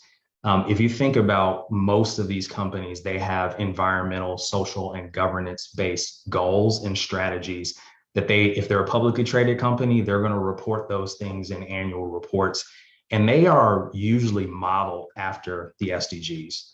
For the most part, there are certain components of it that might be more related based upon what the business is or the industry. But I think the SDGs are an important framework for those environmental, social, and governance-based strategies and goals. And I would say, first and foremost, I think over the last 5 to 10 years, I think you've seen a lot more focus on ESGs within corporations. And I think that focus has really been, accelerated by board of directors who have specific committees that are holding the organization, holding the leadership more accountable to, number one, setting very specific goals, but more important than those goals, that might be a goal for 2030, a goal for 2040, or a goal for 2050. It's what is your progress along the way, and being more transparent and being more open in reporting that. And I think that's an important context around corporations and why we're starting to see more of them get more involved in the space. It's accountability coming from board of directors. And I think it's pressure coming from the broader society. So I think that's the first thing that I think that's why it's very important to think about ESG and the SDGs, because they're really tied very closely together. I think the other thing I'll just mention very broadly is I think for large corporations, I think there's a couple of different ways that these companies will have more sustained and more heavy levels of commitment. And I think I see 3 different ways that companies have more of that sustained focus. Number one is when environmental or sustainability efforts fit directly with the mission or purpose. And Miori, you mentioned that right at the beginning as well in your opening. And so you can think about companies like a Patagonia as an example or an illustration where their specific brand purpose or mission is very tied in. And so that's one way. I think another way is when you have extremely passionate employees that are empowered to try to drive decisions within the organization. At the end of the day, they're living in the community, they are part of the community, and their passion can be a driving force within organizations to have some sustained focus on environment and sustainability. And then I think the last piece of the puzzle is anytime those efforts are really aligned with any kind of cost savings or generation of revenue. At the end of the day, a business is a business, especially large corporations that are beholden to the investment community. And so those are probably the 3 ways that I really see organizations having heavier focus, is when their efforts are aligned in those 3 different territories. Thanks so much, Darren. I really appreciate that thoughtful response. And, between your discussion as well as Becky's, I've heard about, themes about sort of how we measure impact and articulate that scalability of the work that we're doing, whether that's to, from the local to the regional, or from the national to the international.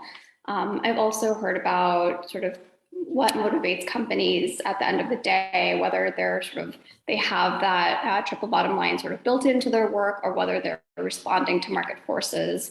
And Mayuri, I know that you see this on a global scale on a day-to-day basis, and I wondered if you could maybe help to tie those things together for us and talk about why this matters on a global scale, and how you're seeing businesses deal with some of the issues that Becky alluded to, with whether they are supply chain issues or sourcing issues, and how they balance, the short-term goals of continuing to make a profit and continuing to survive with long-term goals that might be more related to things like the SDGs. Yeah, the SDGs are now also a short-term goal because they were written back in 2000, I believe, and the Millennium Development Goals that time then became the Sustainable Development Goals. So we really have seen that progress. It's important because companies have our impact as well as get impacted by global supply chains, by global consumers, by global employee base. So you have to value both. It's not just about what's happening here in a US headquartered organization or even a Philadelphia specific organization. If you have connects and are employing people with a footprint in Africa, Latin America, Asia, Europe, elsewhere. So you just can't isolate yourself. So that's one reason from a people perspective. Many of these global companies are, they're global companies, so they're serving consumers in many of those markets. So they have to take the local context in mind and kind of cater to that audience, make sure there is buying power, economic empowerment of the consumers there in terms of behavior change when it comes to sustainability. Third part is the supply chain. I think all of us have touched upon it, that with global supply chains, whether, even if you're in US based and domestic focus, you will get impacted by natural events which are beyond US realm. So storms and so on are not localized by geographies, like sustainability and climate. It's not that if one country has solved the problem, it's solved it for the world. It's really global. So the contribution by a company and the impact is definitely therefore global, whether it's people or planet.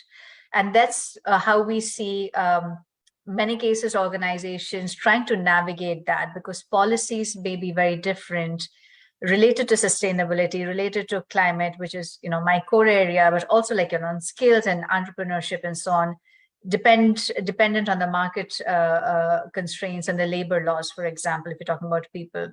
So Europe, for example, is always more, it's always ahead of the curve, at least parts of Europe, when it comes to sustainability, regulation, social contracts.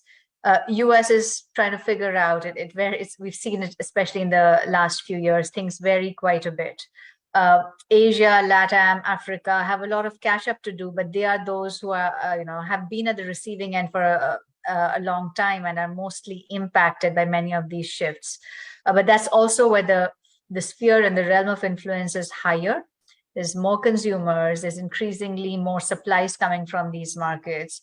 And these are also where you have some of the most vulnerable communities living when it comes to sustainability and climate, who will get impacted for no fault of theirs. So how can, for example, a beverage manufacturer source in a sustainable way, working with local partners, so that, yes, while you're a beverage manufacturer, there's a water supply chain, you are working with the local communities to make sure their health and well-being at the community and local level is taken care of. So, it's kind of a net neutral, or definitely net something positive. And it's not just for reputational risk, it's just how it should be. And many organizations see it that way.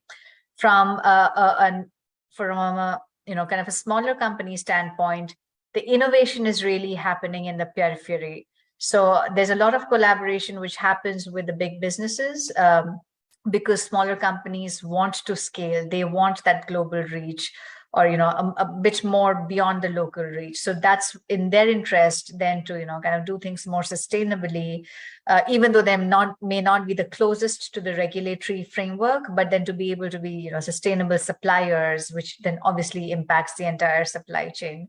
So there's a good interplay here at the global level. Obviously, I think we've discussed this. It takes a lot to move like a large ship and change course. It's the same for a large multinational. I think what frustrates many is the pace of change in that case and the scale of change. So that obviously is something which like those working on the field, those working in convening are trying to move the needle on, so that it's faster and it's definitely more at scale. Thanks, Mary. You've outlined some of the core challenges that small businesses face, but also that large businesses are facing as well. And I wondered if you could share, if you have one example or a couple of examples of innovations that you've seen in the field that maybe help to address some of the challenges that you just articulated. I'll give a recent example. There's, an artisan brand in India, which works for at the intersection of women and climate, or which was earlier women and sustainability. So that's about empowering women in terms of making their own, kind of, there's a jobs and a livelihood component around it. It's sustainable sourcing, so very specific products made with bamboo, with jute, and so on, a few other organic materials. So looking at it, so also making sure that that premium perhaps for sustainable products is passed down to these communities. So that's kind of a very important component. The name of the organization is Industry Mother Earth. I think it's fairly well known in India, but it does supply to the likes of, IKEAs of the world, which I think, as I feel some of these organizations have their action where their intention is, which is a big bridge to kind of cross in a way. So they are making sure there are these ethically sourced products. They're sourcing from many similar vendors. This is an example which I know whom they're sourcing for, but they have similar supply chains across different parts of the world.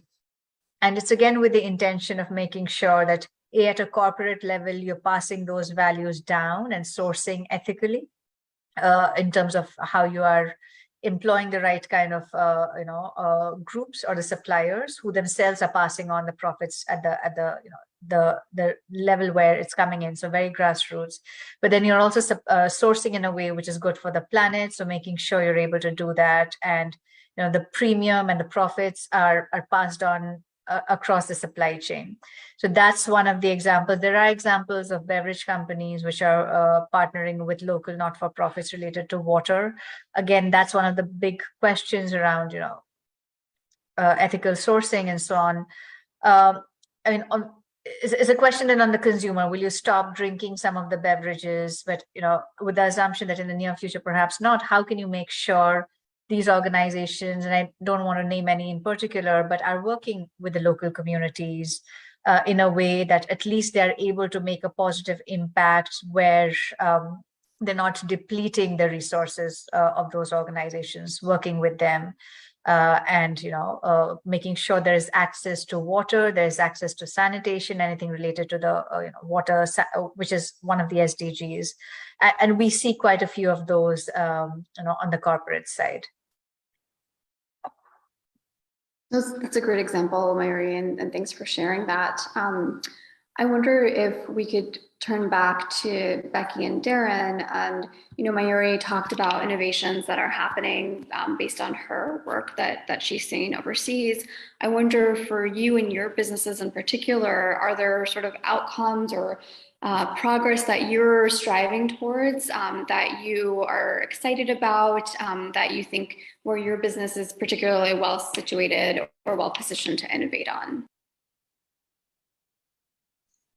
Yeah, I can jump in there. I think some of the past businesses that I've worked for, Best Buy is an example that comes up to me. Large retailer in the US, it's definitely a global supply chain, with working with the Microsofts of the Samsungs and the Apples of the world. And if you think about the space that they're in this electronic space. They're the largest electronics retailer in the US.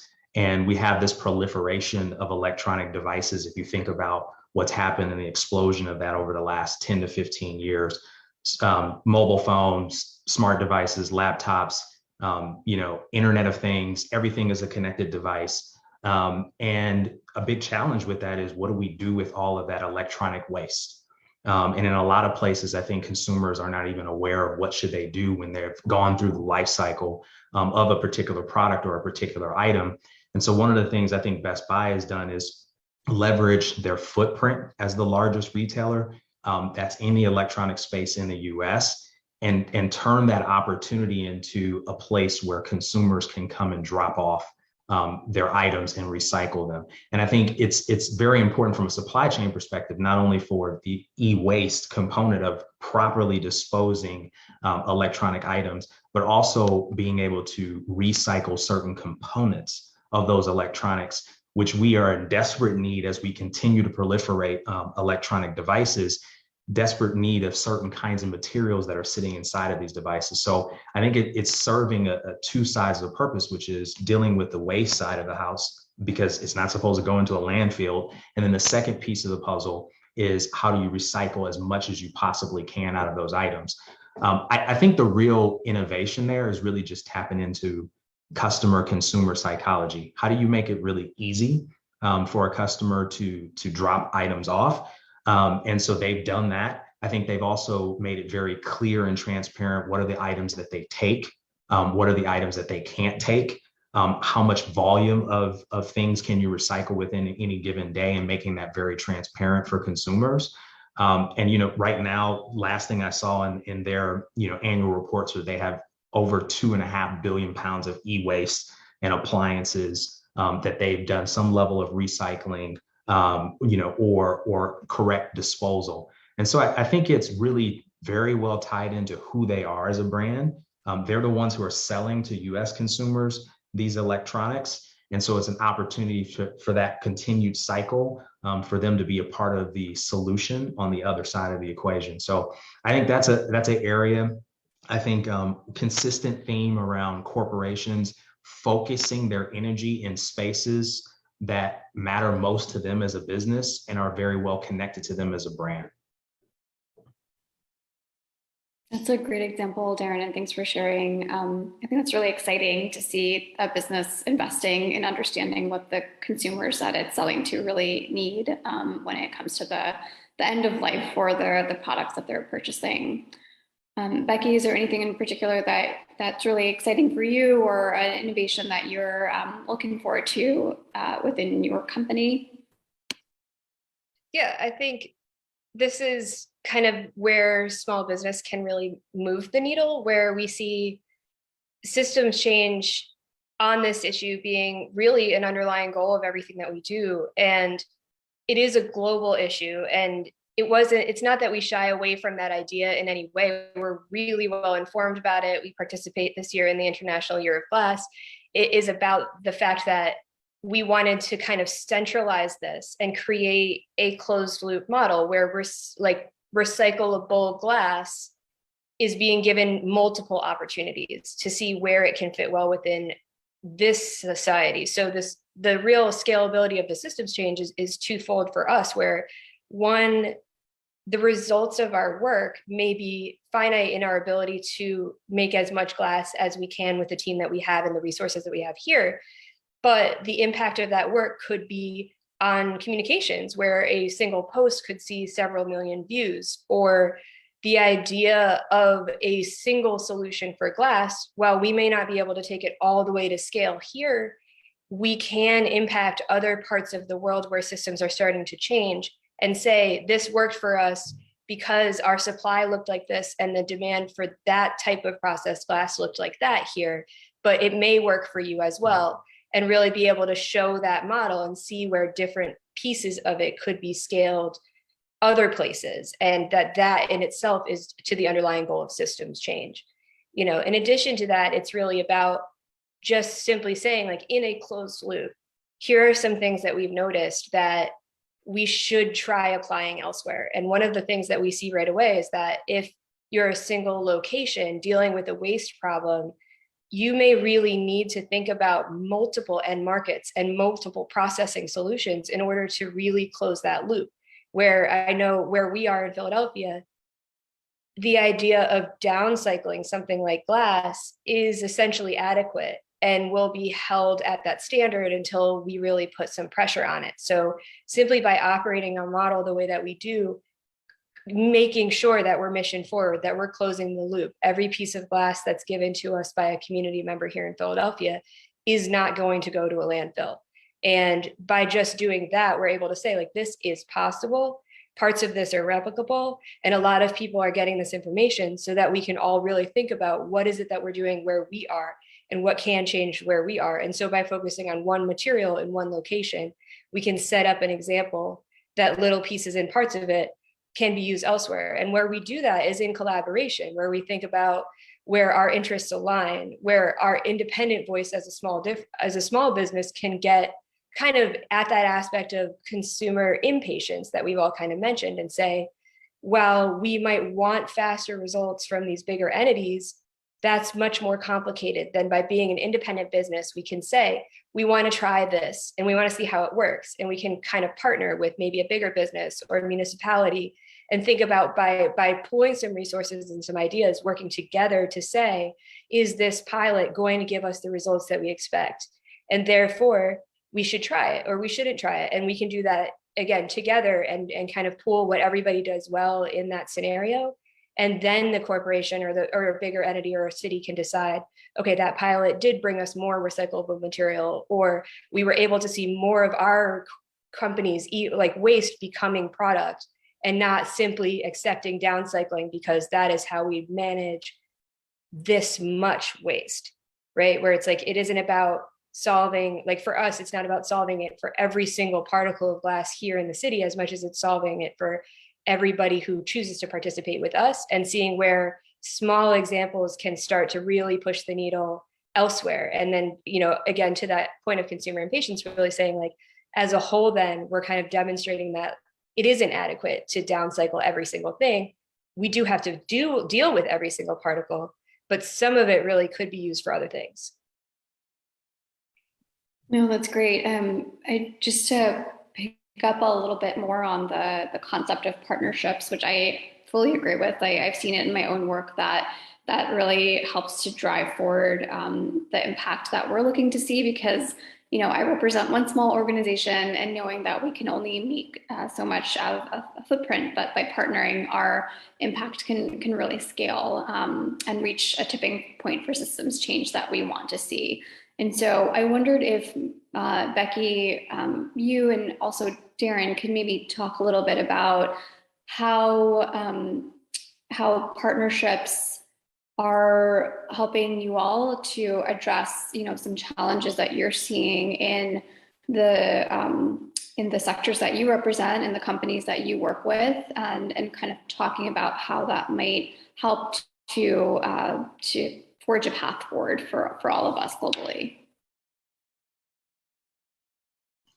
Yeah, I can just start with just a framing. I think for a lot of large companies, I think it can be fairly difficult for smaller organizations, local organizations, to find that connection point with large companies. Some of those companies who have a level of willingness to partner, to partially fund, to get involved and help scale. I think one of the key things that I've seen in terms of some level of success is when it's done in local partnership with a large headquarters location, or a large location where there's a mass of employees. And I think that becomes one of the most critical, most important things, is when you're thinking about a local entity, that they're looking at the surrounding companies that are in their community, and those are the ones that they're focused on from a partnership perspective. And that's just, it's fundamental to the people who are the employees. They care most about the community that they live in, candidly. And so I think that's one of the things in terms of connection points that I've seen some level of traction within the space, is when it's done at that local level with that corporate headquarters, versus looking at, hey, here's a great company, but they're, several cities away, they're on the other side of the country. Getting that kind of traction can be difficult. Yeah, from us as well. I really just echo everything that Darren just said, in that, like, one way that works here, we're so focused on glass. So what we're thinking about is being on these committees that the municipalities around here are creating to start addressing waste. We are talking to every manufacturer within a reasonable distance for the material that we're dealing with here. We're starting to identify where they see their responsibility, where our nimbleness can really help them to get their goals met. Right now, we have essentially a processing problem here, where the glass is being collected in single stream. It just isn't going to be able to be at the quality that a manufacturer like us, when we put that glass back in our furnaces, needs it to be. And without, I think, maybe a change agent like us being like, well, we need to figure this out. What can we do? How small can you start, right? Like for us, something like 100 tons of glass is a lot of glass. And for those companies, it's maybe half a day. So where is it that we can start being like, if we all sit down together, we can come up with this strategy in theory, which is great. Now, where can we start to put it in practice? And where can we lean on the strengths that a small business, a large business in a town can bring to this strategy to say, you know, in our case, for example, if we can't just implement something. If we suddenly get 10 times more glass, we're going to have huge problems. We're such a small company. We have nowhere to put that. We have no one to handle it. And so we need to lean on a bigger business and say, okay, so if we end up with more than we expect, how can we make sure that this material still flows through? Or how can we make sure that we can store it long enough to process it well enough to make this pilot happen? And that's really where like everyone can come together. And, you know, I think that's the core of our work right now is looking at it with, we know what we're going to make as Remark glass. We know what we can handle here as Bottle Underground in terms of taking in material and manufacturing end products that are like upcycled or recycled with heat. Now it's about how can we completely redirect this stream of material to be productive in this area. And then again, we modeled this by sitting down at the same table to be able to talk about these things essentially openly, to say like, why aren't you interested in processing this better? Why aren't you interested in processing this better? And to see where is it like, do we need a town player? Do we need somebody to come in as a third or a fourth or fifth party to this and say, okay, you're a processor here that's doing a great job. What can we do to make you come here?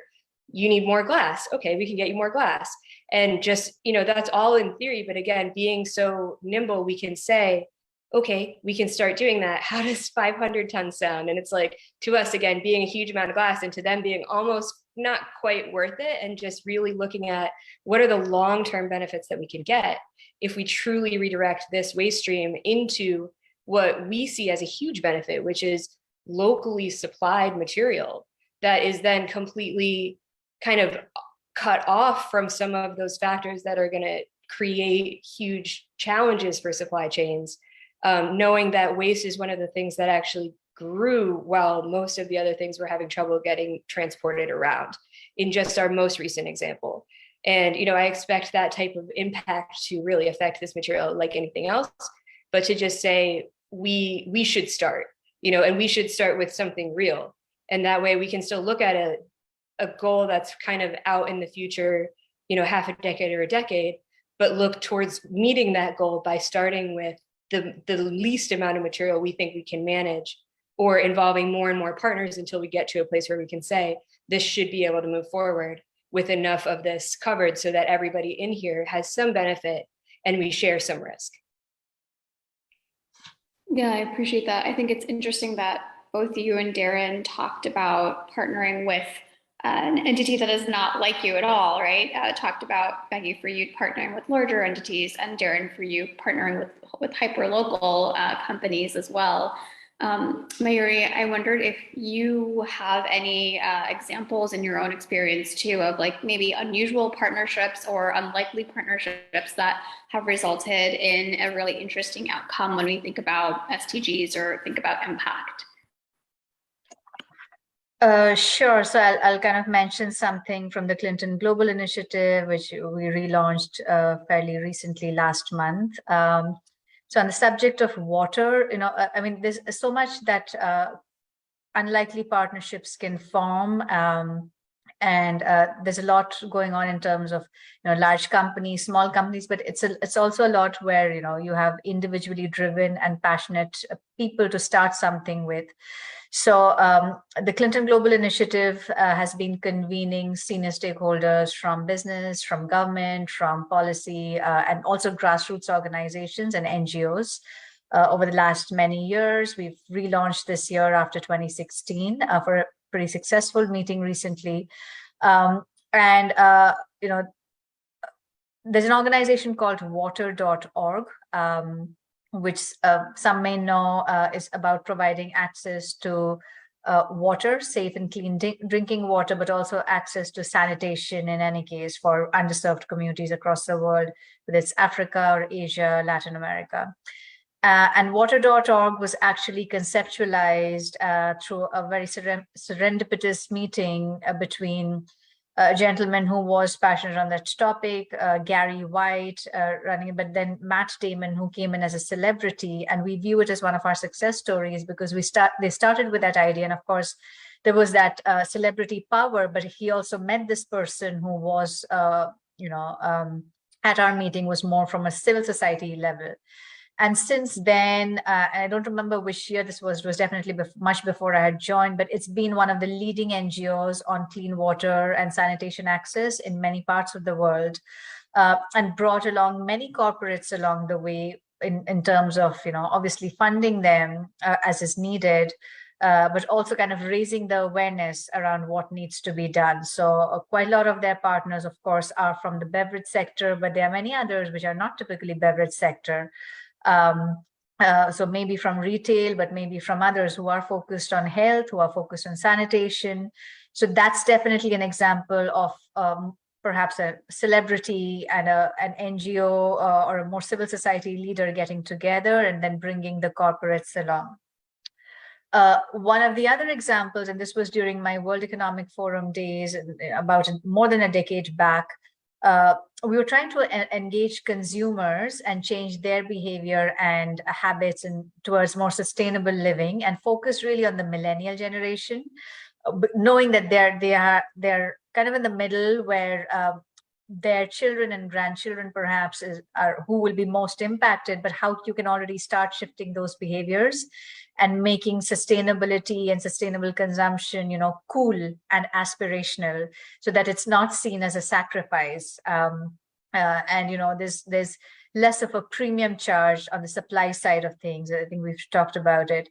So, of course, everyone would like a Tesla car, but, is it really affordable at this point? Similarly, green products and services. So there was a push to the corporates to kind of create that parity to make sustainable products and services more accessible and affordable, but in also putting forward a mindset shift on consumers to be able to think that way, that they wanted to do it and not view it as a sacrifice and really do it urgently. And that's a group of corporations which came together, Unilever really starting that, but then bringing along Coca-Cola, Marks and Spencer, British Telecom, and Carlsberg, very well recognized brands, definitely at a country, but also at a global level, which puts together a pilot around digital platform to make sustainability cool for millennials. So as part of that launch called Collectively, it's now a not-for-profit, which has been passed on to one of our media partners. But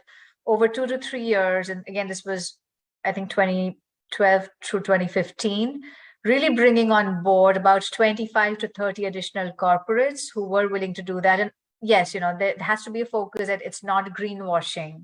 That's one of the bigger things, making sure it's not that. So there was a very separate editorial process around it, but it was trying to move the needle, change consumer behavior, create that awareness, and see many different options around sustainable clothing. You mentioned Patagonia, of course, those are better known names, but which are some of the smaller brands. Tom's Shoes, for example, fairly well known in terms of sustainability, but many others. But how do you really move the mainstream brands along as well, so that they understand what consumers are looking for and are be able to perhaps adapt a bit to those changing needs and wants? It's not really perhaps as much of a need as a want. And, price plays a big role. Accessibility plays a big role. So it's really how do you move that kind of a behavior at the masses for everyone, vis-a-vis charging the premium around some of those products. So that's another thing, but it took about 3 years to get there. And it's not, didn't really achieve what we set out to do in a pure scaling perspective. The 30 companies didn't become 50 and 100. And that's where perhaps the frustration always comes back to. Yeah, no, I appreciate those examples because they talk about how consumers really drive some of this change, and it's important for companies to look at consumer behavior patterns and interests as well. And Darren, you mentioned that quite a bit in your remarks as well. And they also talk about the importance of the right mixture of brands, and perhaps having, the celebrity, like you mentioned in the water.org example, really was helpful in sort of building that initial momentum. And I think that's really, those are interesting examples to really take forward. I wonder if, before we turn it over to our Q&A, if you could all maybe speak to something else beyond just the companies that you work for or the organizations that you represent, that excites you or gives you hope about attaining some of the other larger scale challenges that we've been talking about this afternoon. It doesn't necessarily have to relate to the SDGs, but something that sort of excites you or gives you hope about the opportunities for partnerships and scaling impact across the sector that you represent. Yeah, I can jump in there. I think for me, the thing that's most exciting, especially having over this last several years worked at retailers, is being able to see the plethora of small brands, startups that are really pushing this space very hard. You can talk about that in beauty space as an example. You can talk about that in fashion and apparel as an example, where it's really these smaller brands that are really driving the innovation in this space. They understand the consumer and where the consumer is heading. And though they may not scale to the level that larger brands will scale to, they're putting pressure on the larger brands to change their approach to packaging, change their approach to how they source their raw materials, how they deal with manufacturing practices. And I think that's just a very exciting part of the changes I think that have taken place over the last 10 to 15 years. And really it's being driven by the ability for small brands to go directly to the consumer. The model of being able to showcase and highlight products directly to the consumer, through their own websites, through social media, that's driven that ability for them to put pressure on the big guys. And so I think one of the things that retailers, I think, are getting more and more interested in is how do you elevate some of those smaller brands and put them in front of the consumer. And I think some of the companies that are doing this well, I think Target is actually a great example of that in the US, highlighting consistently lots and lots of brands that are smaller brands that have, environmental sustainability angle to them, and really trying to put that out front and giving chances to brands that I think maybe some other large corporations don't give chances to. So that's, I think, the thing that's most exciting to me is small business really leading the way. I can take it on, and I'd echo the same. I feel I'm most inspired to see what's happening at the grassroots level with various community-based organizations. So again, I work through my current role and even previously through a lot of these innovators, social impact innovators, whether they're working on, reuse business models to eliminate kind of plastic or single-use plastic. I've seen an organization which is pretty close to home here in Trenton, New Jersey, called TerraCycle. Also an organization based out of Chile, one out of Czechoslovakia. And these are like early stage entrepreneurs who are really trying to scale and working in collaboration with some of the largest corporates around some of these new business models, which of course then requires funding, requires consumer behavior change, requires policy. There's a lot of organizations working on regenerative agriculture or farming practices, which are good for the planet. Some in Haiti, in Africa, and they're working sometimes with corporate, but sometimes with larger NGOs who are then working with the corporates. So that's also something which gives me a lot of hope, like NGOs which are recognized in that case, TechnoServe, Acumen Fund, which are actually working with boots on the ground, working with those smallholder farmers, making sure, again, they're getting like the right kind of wage, they are aware in terms of the right kind of practices, climate, sustainability. So there's enough examples which are out there. I think, like, to me, the big question is how can we do more of that, and how can we do that fast enough? Yeah, I would flip the table and say, the exciting thing to us is, I guess, that it is working, right? We see where people want to see the value, like their work have an impactful trajectory. They want to be involved. We can see where the community is excited to participate and to be involved and to be given actionable steps to participate. And then truly over the last 2 to 3 years, just how much consumer behaviors have evolved. And they're kind of meeting us where we've been, which is like, we're going to take this bottle and we're going to make it into something that you can use. And how many of those bigger entities have actually come to us to say, we see what you're doing, we see who you are and where you are. We're not trying to make you into something that you're not. And we've had to adapt a little bit to that audience and just think like, okay, well, how can we measure what we're doing in a way that means something to you? So, you know, we weigh everything that we take in, we know exactly which zip code it's coming from, things like that. But really be able to say like, here are these small cases that work. And, you know, I think from the beginning being like, we're going to take on this issue that really has a lot of global hotspots. And we want to be careful that we aren't creating something that isn't doing what it looks like it's doing. We want to be doing what we mean to do, and to see how much everyone around us has really come at this idea in that like, wow, once you are doing those things, when you've considered as many of these pieces, and again, like kind of reflecting on those goals and thinking like, where are we just making sure really, you know, in an entity as small as ours, that we are not against any of them, that we're not doing anything that's actively not going forward. And to just stand by that and see that, and where every piece of our audience and our collaborators, and even at this point, I'm most surprised to see that needle move and be talking to some of the governments here about where do they see their power in this, where do they see this going, and where we all can kind of admit, you know, admittedly myself, kind of the result of something like sustainability can be good. Sustainability, or, you know, a conscious move forward is cool. and kind of come at this with like, where are we all empowered to keep it going this direction? And, you know, I guess it's really, to me, just beyond my wildest dreams in terms of what we thought we were doing, which was essentially just making some blown glass a little bit more efficiently, which is where we really started. So to kind of see this going forward and be in territory that's like, this is our next steps all together, really have that power, especially from what you guys just said about where small business can show that this is possible and can be highlighted.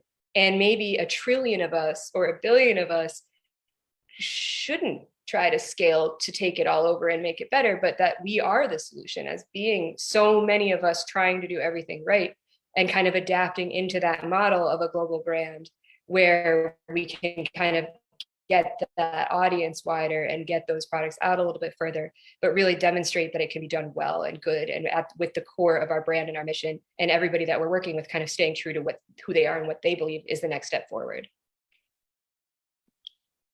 That's really helpful to hear. I think Darren and Mayuri, you both talked about how innovation happens among smaller companies, and they tend to be the drivers of the changes that excite you most, perhaps. And Becky, I think it's really exciting to hear an acknowledgement from you about how small brands don't necessarily have to have a goal of scaling to a global level, right? That it is okay to be hyper local. It is okay to be focused on local issues, because the same solution that works in Philadelphia may not work, right, in Phnom Penh or Paris, and that's okay. And sometimes the solutions may just be local. And I think local consumers definitely can play a role in shaping how that works itself out. But I think that's a really nice acknowledgement, because we don't really hear that all the time, certainly not in my career before joining SPN. I think the idea is that we have to take a solution that works in one place and apply it to everywhere else in the world. And that may not always be true, or not always be applicable for everyone and everywhere. So I appreciate that sort of call out to localism from all of you. And Becky, also your talk about sort of the role of public policy and public policy makers is one that we really haven't talked a lot about, but I think is an important thing to consider, how the private sector and the public sector can work together to address some of these issues. Because when we think about partnerships, it's not only among private sector actors, but also across sectors as well. So I really appreciate that. I'm going to turn now to Q&A, and I know that we have one question in the chat box that has been teed up for a little while now. So I will go ahead and ask it on behalf of the person who wrote the question. And for any one of you in the audience that has additional questions that you'd like to pose to the audience or to our panel today, please feel free to type that into the Q&A box while I ask this first question that's here. This question comes from Ram, and it looks like it's addressed to Darren, but I think sort of nicely ties into the last comment that we made about the role of the public sector. So Ram writes, it would be great if huge companies like Best Buy can make it easier for consumers to recycle old electronic items. For example, Best Buy charges $30 to recycle an old television. What kind of advocacy can be done for these companies to genuinely assist in recycling e-waste? Darren, I think that was a question perhaps posed to you, but I think all of you can help to chime in and maybe unpack this idea of advocacy a little bit more for us, and maybe talk a little bit more about public sector and what role they play in all of this as well. I absolutely love this question. Thank you for asking this question. I think it's interesting because one thing that this cost does is actually exposing to consumers what does it actually cost to get rid of your item. That's an interesting thought pattern here, that we don't have the appropriate infrastructure across our country, definitely across the globe, from a recycling perspective to really deal with the amount of waste that we have. And so I think what you're seeing from a cost perspective for certain kinds of items is the corporations not necessarily being willing to take on or bear all of that cost from a recycling perspective, and wanting the consumer to actually share in that expense and in that cost, right?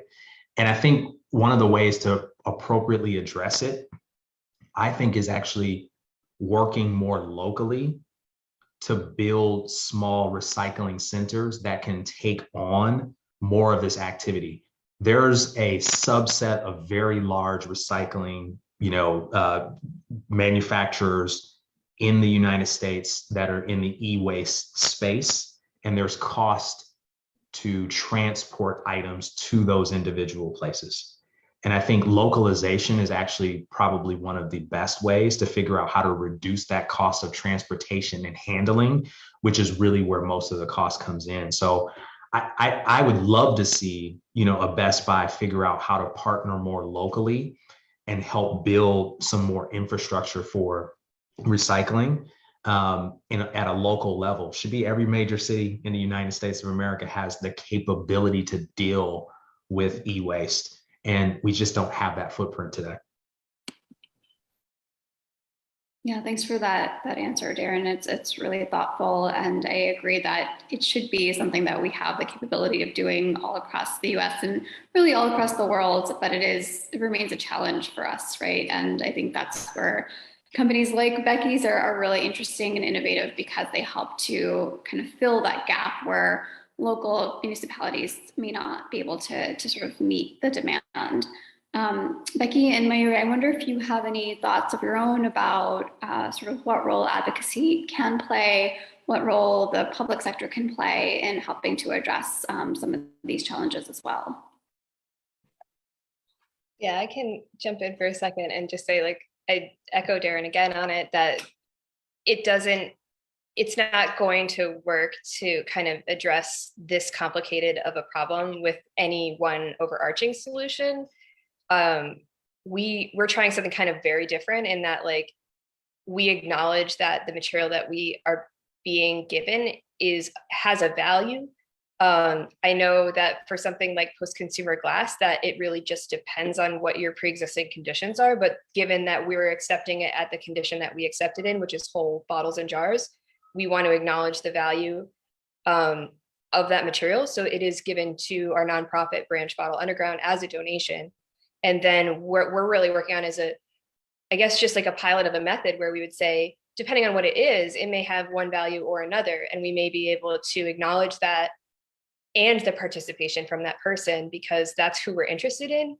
In terms of advocacy, that's where it gets complicated, because I see a huge effort on behalf of even the federal government and the states and the municipalities on trying to figure out what is going to be better, what is actionable and going to be better. And I think that a lot of the advocacy that would be needed to do that effectively is about making sure that those resources can get to pilot level projects, because oftentimes they're going to be distributed to existing infrastructure, and that existing infrastructure has its own motivations. And, if we want to think about collective problems, like how to extend the life of our landfill and, things like that in our areas, we need to think about exactly what that is, which ones are critical. We need to think about where that material is going and how many miles it's moving. And we can't solve all of that with anything that's going to be applicable everywhere. But what we can do is, again, like make sure that there is a way for us to try change, to take action, and also to make sure that, as things are getting passed, especially kind of blanket things, like an infrastructure bill, that maybe it isn't going to be able to go to the existing infrastructure to disperse those funds, because they're going to disperse them as they always have. So I see a role of advocacy in that really traditional way of like calling the DEP and saying, like, have you tried funding these smaller projects, or have you tried something new, or do you have a grant program to create something new? This is a real problem here in my area, and I want to see something new about this. And really just allowing that pressure to kind of hit those larger blanket solutions, because it would be so nice if we could all just approve something and it would work. But we know it's more complicated than that. And we want to make sure that it isn't being tried that way and then ineffectively dispersed to more of the same. And I think we're really at risk of that moving forward. I think that these smaller projects, like when I really think about these issues, it's kind of imagine the resources that it's going to take to make this right. And it will take everybody's power to get those resources to where they need to go to get this right. And, again, we would all wish for an easier path, but at this point, the advocacy can be in, yes, I understand that value for recycling a piece of e-waste is a challenge for a lot of people. And it's one solution we can try, is saying like, hey, this responsibility is something that we all need to take part in.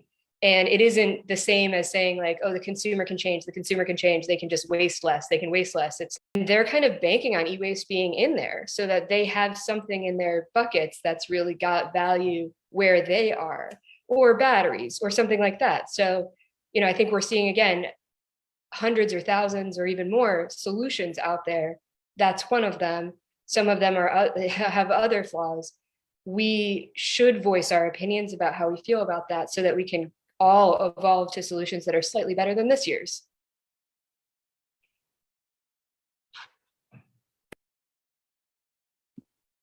Thank you, Becky, for that. That was a really thoughtful answer, and I really appreciate all the thought that went into it.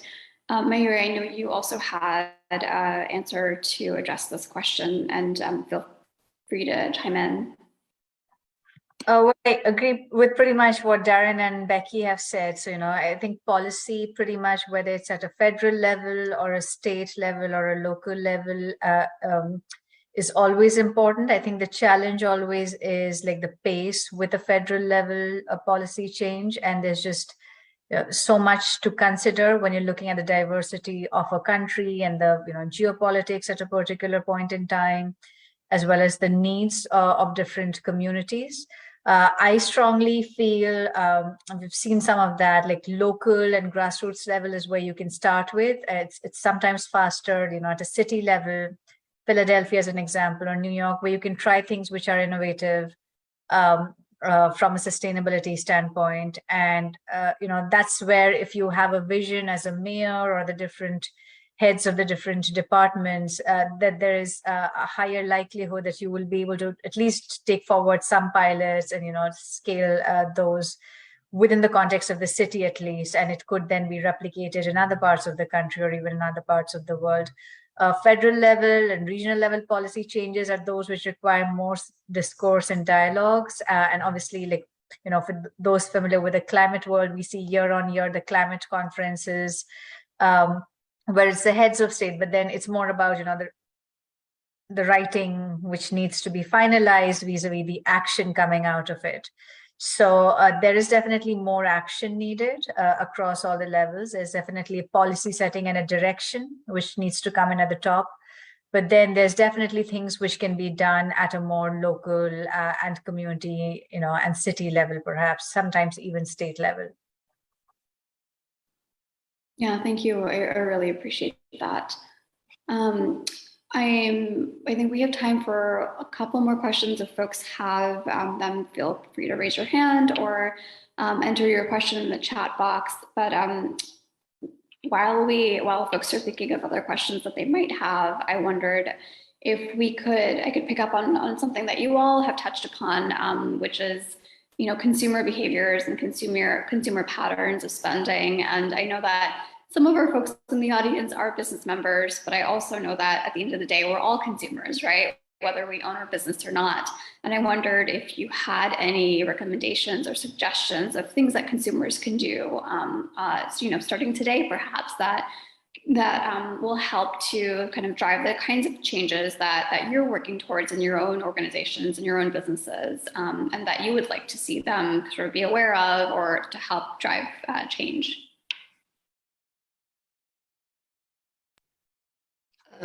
Excuse me, I can go first on that one and just say, like, while you're being presented with a lot as a consumer, one of the things that I recommend is we're about to kind of go on this journey together where we all learn more about everything that we handle and buy and touch all together. And one of the things that I recommend as a behavior pattern is to begin to sort your waste by material and get to know what you're actually going through in your household or in your place of business.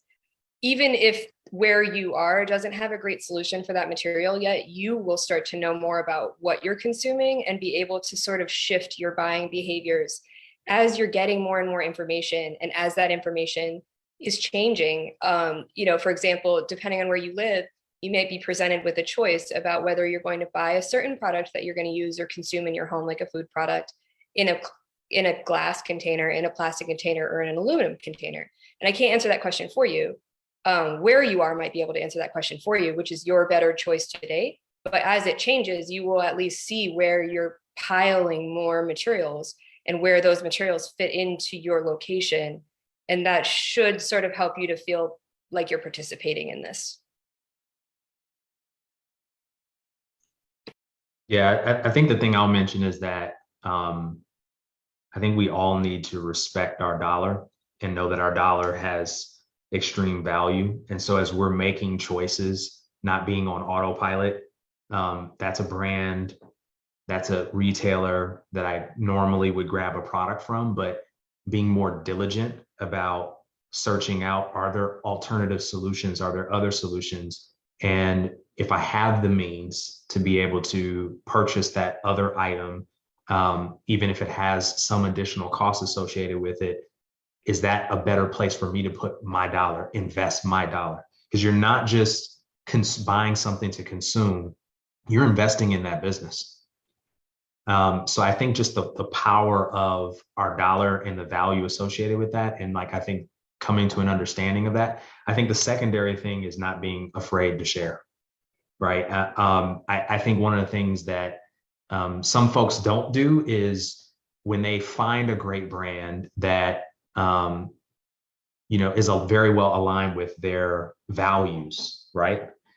Sometimes they don't start bragging or sharing about that particular brand with their friends, with their colleagues, with their family. And I think that that's a powerful way to kind of, from a grassroots perspective, try to get more traction with that particular brand. So I think there's just something there with the psychology of just thinking about where your dollar is going and that you do have choices. And I think the choices are much wider than what they used to be 5 to 10 years ago. There are so many different products that are at stores or that you can purchase online that may better align with your values when it comes to the environment and sustainability. The same, I think, message from my side, that there's always choices, and every individual has a choice at any point in time. So making sure that it's not what anyone is doing is not just for yourself, it's for your generation and for future generations. Every choice made in terms of purchases, sometimes there will be sacrifices which need to be made, but which is better in terms of the longer term for your, an individual's own well-being per se, as well as that of the environment.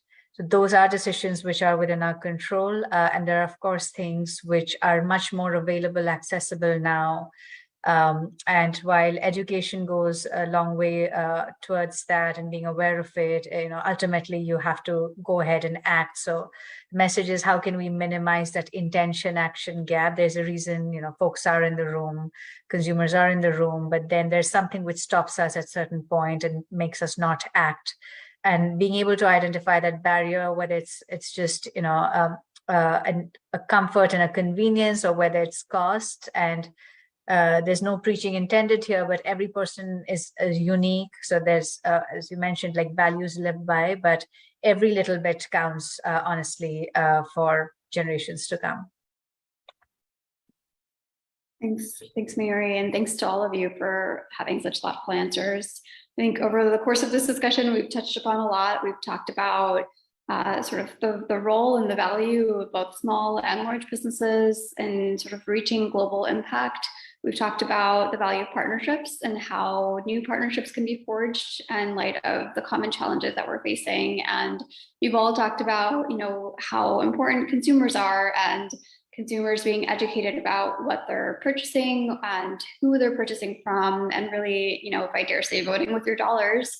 I think that's really a nice note to end on, because I think it helps our entire audience to realize that we really do have some power and some agency in helping the businesses that we support and the communities that we live in to attain some of those larger outcomes and larger goals on a global scale. So I'm going to take my liberty as a facilitator here to end our discussion on that positive note. And on that note, really appreciate all of your time today. I think it was a really rich, insightful discussion. I think you all represent really unique perspectives from where you're seated and the roles that you play in your daily lives. So I really appreciate you having this honest discussion with us and kind of sharing your unique perspectives. Also, thank you to Bhumi and UNEP again. Delighted that SBN could partner with you all on this summit and the session this afternoon. So with that, I hope you all have a really wonderful start to your weekends, and thanks again for your time. Thank you. Thank you.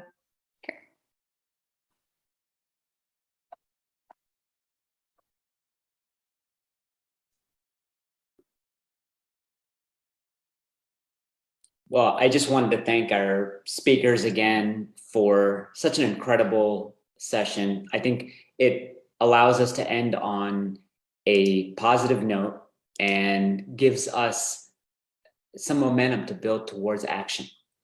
Now, beyond just acknowledging the speakers, I want to remind you all that this work is an all hands on deck effort. This is why we put this summit together. And I really am asking everyone in the audience, everyone who's watching a recording of these proceedings, to understand that every little bit helps. And we're hopeful that with our speakers today, as well as our partners, that we can all continue to work together towards solving this triple planetary crisis. I'm going to pass the mic over to Gopal, who can just really close us off for the day. And again, thanks to all of you for being a part of today. Thank you, Murali. And yes, very much echoing your sentiments and words there, with thanks to everyone who has participated as an attendee. Thank you for those of you who are watching maybe a recording of this. And definitely thank you to all of the speakers over the last 2 days. I think we had maybe 30 different speakers. The range of topics has been phenomenal. The content has been so rich and nourishing and practical. So thank you all. This couldn't have been possible without the hard work of everyone at Bhumi Global, the board, specifically yourself, Murali, really leading the charge on this, number of our advisors, and obviously to the UNEP Faith for Earth initiative for partnering with us on this. Please look out for future events going forward. And as Murali mentioned, this work is so vitally important and it can only happen with your help and support. So please do consider supporting our work. In the chat, we've put a link where you can find out more information, how to support us, how you can join our newsletter and our website as well. So on that note, again, thank you to everyone who's joined us over the last 2 days, the speakers, the attendees, everyone behind the scenes that has made it such a huge success. And we look forward to meeting with you again sometime in the future. But for now, wishing you a good weekend, good health, and we hope to be in touch soon.